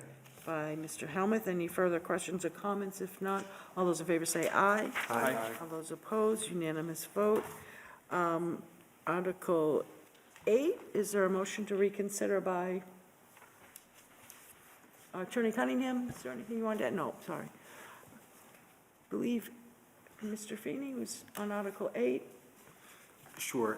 Thank you, Madam Chair. I just wanted to note, obviously, the board considered this warrant article at their last meeting, and at that meeting, not all information that is available now is available at that time. So I did, in memo form, capture some potential cost-related implications associated with the regulation of outdoor lighting that resulted from an analysis requested by the Finance Committee and as presented to them at their meeting at last Wednesday. So I wanted to capture that same information for the board so that you had it, all information available to you as you contemplated your final vote and comment for that particular warrant article. By and large, what is noted in the commentary that I captured on behalf of Inspectional Services is the belief that the newly proposed bylaw as constructed would create additional workload and would require some additional training so that inspectors could get the necessary expertise in the enforcement of the bylaw. It would require the town to purchase certain pieces of equipment and calibrate them and maintain them annually so that we would be able to permit enforcement. But by and large, the concern with respect to costs for this warrant article were related to personnel and the need to conduct inspections at night, given that this is a dark skies bylaw, and given that work outside of normal business hours would require overtime, and that has to, in instances, be done in 4-hour minimums per our collective bargaining agreements. I just wanted to note for the board that those costs could be added up, and as such, as we talked about earlier with fees, in all likelihood, we would have to set or establish a fairly sizable application fee to engage in cost recovery or to cover the cost of the town providing that service. So not necessarily making, again, a judgment call on what was being proposed previously. I just wanted to be sure this board had all available information as it contemplated its final votes in advance of reporting to town meeting on this particular warrant article. If you want, we can just leave that either on the table if no one wants to right now make a motion to reconsider, or Mr. Helmuth? I will move reconsideration. Moved by Mr. Helmuth, is there a second? Second. By Mr. DeCoursey. Mr. Hurd, did you?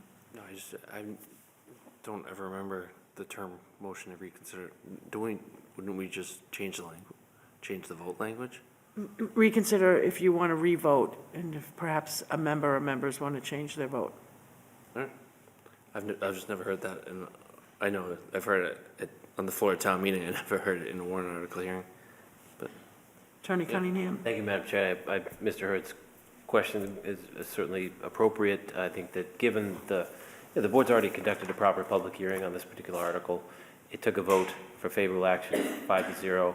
In my opinion, if the board wants to change that vote, it could do so by a motion reconsideration and revote and reach a different result if it so chooses. Okay. Okay. Any further questions, comments? And this is just what, to vote on the reconsideration, and then we would debate and we're Right. discussing.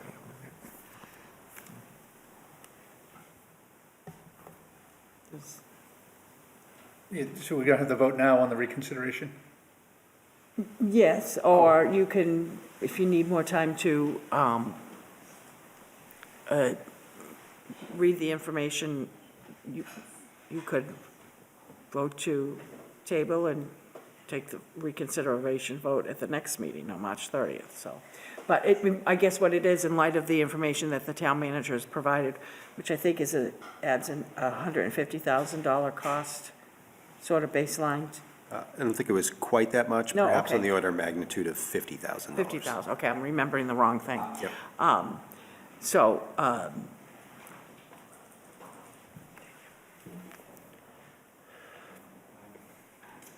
the motion to reconsideration also allows us to discuss this, and, if we have any other questions for that.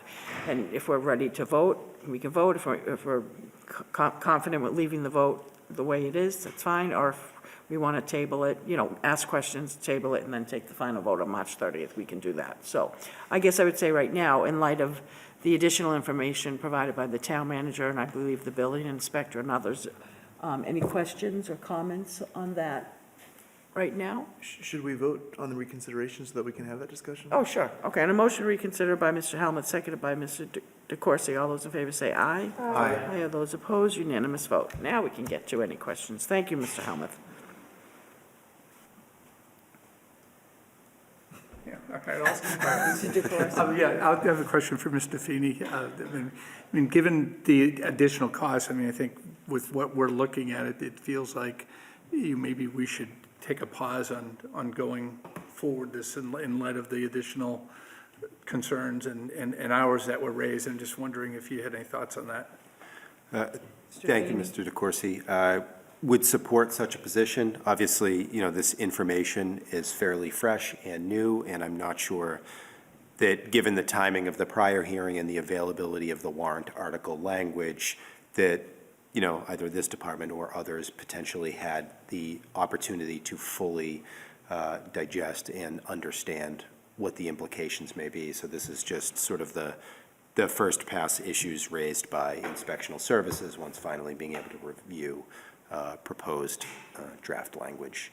And I will note that, obviously the model bylaw proposed certainly would strengthen the town's posture.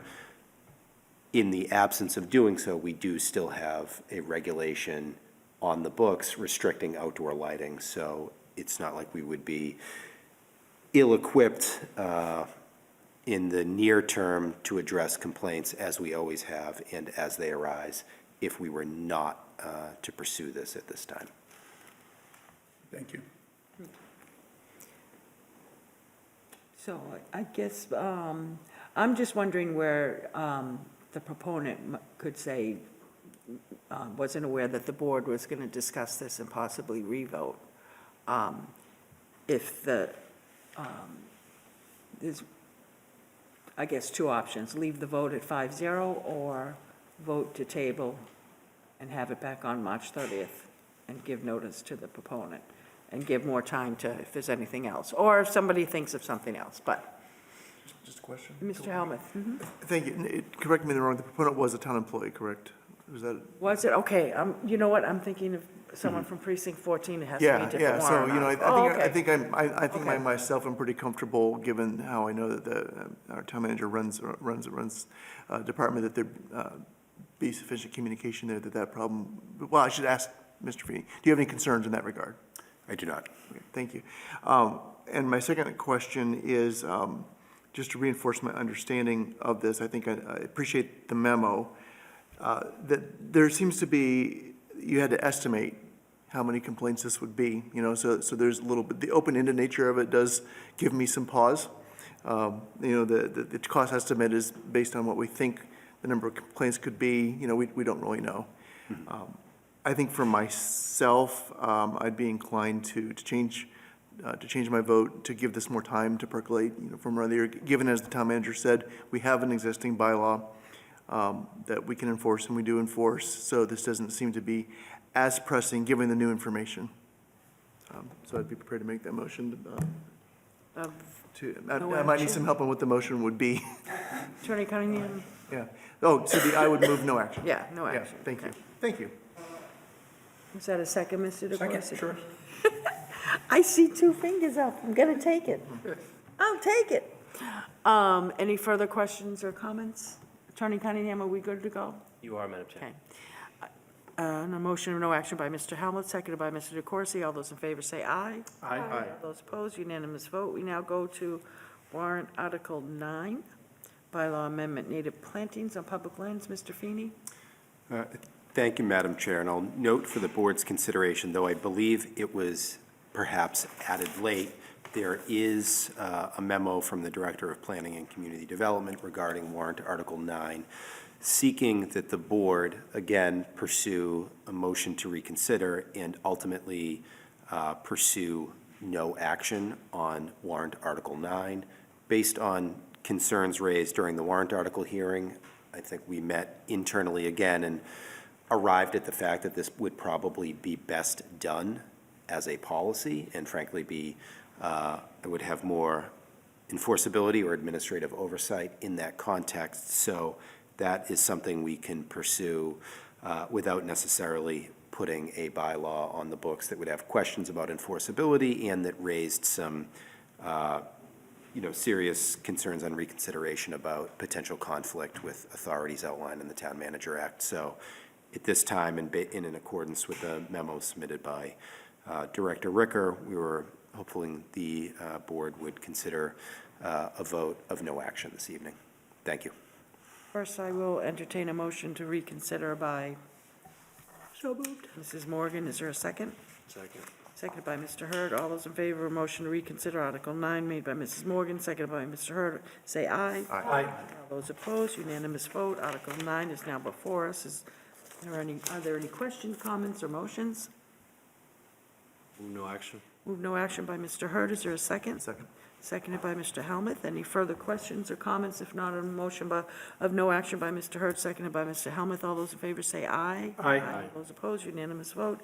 We now go to warrant Article 18, which, as we know, that was our DPW Director, Mr. Rademacher's second pass at this particular issue, but in light of that presentation and the questions raised, Mr. Feeney? Thank you, Madam Chair, and I'm not sure I necessarily see it in the board's materials this evening. However, there should be a memo from the Director of the Department of Public Works requesting that instead the board take and move forward with a vote of no action on Article 18 regarding the regulation of lead pipe in residential and commercial housing. And Attorney Cunningham, my question before asking you anything else is, would we need a motion to reconsider this where we haven't taken a vote yet? Attorney Cunningham? Thank you, Madam Chair. You anticipated my. Oh, sorry. comment. I Yep. thought you were going to say something else. Sorry. No, that's exactly what I was going to answer. The board need not seek a motion for reconsideration because this was a 5-0 vote to table previously, so there's no vote to reconsider for up or down. Okay. So I will turn to my colleagues for any questions, comments, or motion. No action. No action by Mr. Hurd. Is there a second? Second. Seconded by Mr. DeCoursey. Any questions or comments? If not, a motion, no action by Mr. Hurd, seconded by Mr. DeCoursey. All those in favor say aye. Aye. All those opposed, unanimous vote. We now go to agenda item 19, traffic rules and orders, tail manager evaluation. I want to thank our Human Resources Director, Ms. Malloy, for her input and willingness to sort of go outside her scope and do this for many, many years, and then helping transition this process to the Select Board office where Ms. Marr and our colleague, Mr. DeCoursey, oversaw it. And I do want to thank my colleagues for the sort of expedited schedule of everything that needed to get done, and really coming in on time with that. So with that, first we have what's before us, but I'd like to turn it over, if I could. Ms. Marr, is there anything before I turn it over to Mr. DeCoursey? No additional comments, just it was an exercise that I am happy to do.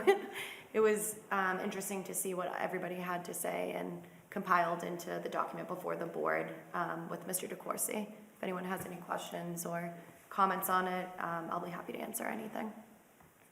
And Mr. DeCoursey? Thank you, Madam Chair. Yeah, and I want to thank Ms. Marr, because what you see there was all her work product. She sent it to me, and we relayed some messages, but I want to thank her for doing such a fine job on it and getting it back to us. And I think the evaluation document or the summary itself is now part of the agenda materials, and as you can see, and not surprisingly, the board has been very pleased with Mr. Feeney's job performance and everything he has done in the past year.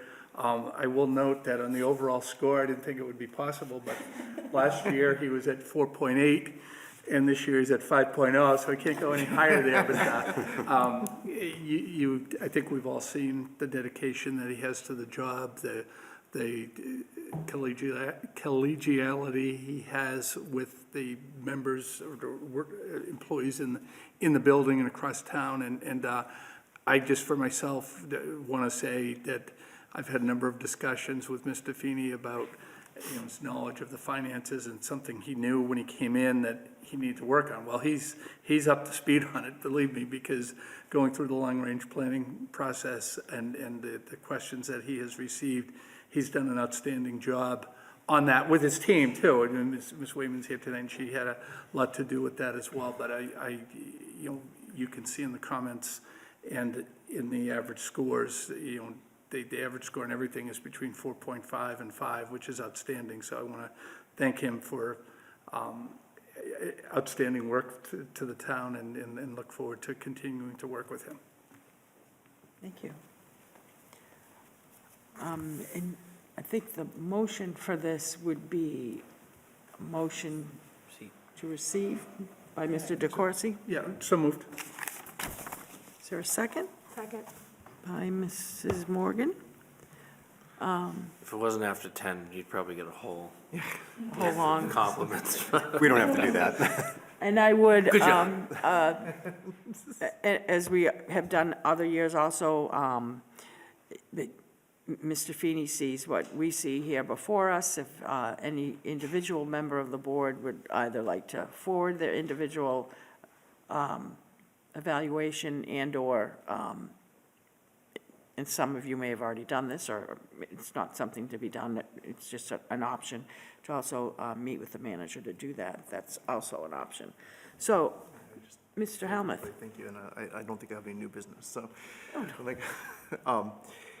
Yeah, I appreciate Mr. DeCoursey's comments, and I would recommend to the public, I know the hour is late, otherwise my colleagues are right, we would sing some praises, but I encourage the public to read the document, the summary of the evaluation. I'd also encourage the public to read the manager's really candid and thoughtful and introspective self-evaluation. He's shaking his head now. Because I think it speaks to the kind of leader that he is. He's honest, he's tough on himself, and he's fair, and I just want to call out the one major disagreement I have in that document, which is at the end of that, he states that he has the potential to someday be a respected and capable town manager. And the point of my disagreement is that, as I wrote in my evaluation, in the aspects that matter the most, he already is. We are grateful to have him. Thank you. Thank you, Mr. Helmuth. Should get your deputies into the town manager evaluation process. I think they were here seeing if they needed to update their resumes. It was worrying why they stayed. Okay, and with that, I could go on for 18 minutes, but I won't. So on a motion by Mr. DeCoursey, seconded by Mrs. Morgan, all those in favor say aye. Aye. All those opposed, unanimous vote. New business, Ms. Marr? No new business. Thank you, Mrs. Mahan. New business, Attorney Cunningham? Thank you, Madam Chair. I just want to thank the chair and the board for their generous reception of the Arlington High School intern today. I'm sure she really appreciated that. She's hard working, really, another example of Arlington High School's strong student population. Thank you. Our town manager, the most excellent 5.0, Mr. Feeney. Thank you, Madam Chair. The only item that I wanted to put under new business this evening, and to thank specifically the Arlington Police Department Traffic Unit for, is their willingness, in the absence of our senior transportation planner, which is impacted by the ongoing hiring freeze, to take the lead in submitting a grant application to the Massachusetts Department of Transportation to get 5 new automated driver speed feedback signs at no cost to the community. We did just receive news that we are being awarded all of the locations that we sought, so 4 will get permanent solar-powered driver speed feedback signs, as well as we'll be getting 1 additional mobile trailer that will allow us to deploy it to a few different locations, all obviously in service of both mine and this board's commitment to improving the environment in the manners that we can to enhance pedestrian safety. So my thanks to them for taking the lead and securing those funds for the town. Thank you. Mr. Hurd? No new business. Mr. Helmuth? No new business. Mrs. Morgan? No new business. Mr. DeCoursey? Thank you, Madam Chair.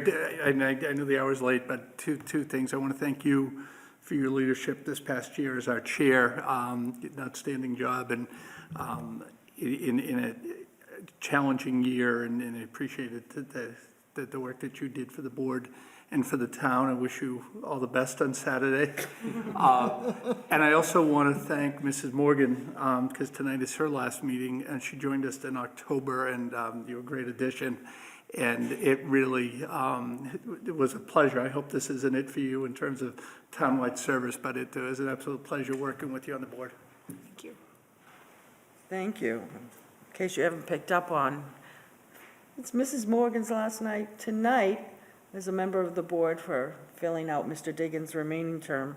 And I have so appreciated working with her previous to this in all the various different capacities, including overrides and the like, but the seamless transition of you coming on to fill the remaining months of Mr. Diggins' terms. And you really went above and beyond in terms of long-range planning, pinch hitting for me once or twice. And I think part of one of the strong messages of the override that a lot of people have appreciated, you, Mrs. Morgan, played a large part in terms of the education budget, being able to have your foot on both sides of the fence on that, and really assisting me and the board in working with the manager and deputy town manager and the superintendent of schools and our colleagues on the school committee, and for them stepping up to the plate in terms of, I know when I've spoken to voters, when they hear that you know, special education, general education combined and committing to a 4% budget, really, people are appreciative of that when they ask, you know, what are we doing on the town side? What are we doing on the school side? And I'm not just saying this to say it, not that anyone else does that either, but you were a large part of that success. I'd like to think we could have done it without you, but I can't see how we would have. But, so I do appreciate that. And thank you to my colleagues. I can't believe for me trying to be so efficient all the time. I know you were kind enough that I think, had 4 emergency meetings over the course of the year, but they were very important. And despite the fact of your careers and your family life, everybody stepped up to the plate to allow that to happen. And of course, everyone, if you're doing early voting, you have Monday, Tuesday, Wednesday to do it, or you can vote on Saturday. For the override, for the ballot, other ballot question, as well as the different candidates running for town office. And with that, I'll take a motion to adjourn by Mr. Hurd. Mrs. Morgan, to adjourn, don't kill. Seconded by Mr. Hurd, on a motion by Mrs. Morgan to adjourn, seconded by Mr. Hurd. All those in favor say aye. Aye. All those opposed, unanimous vote.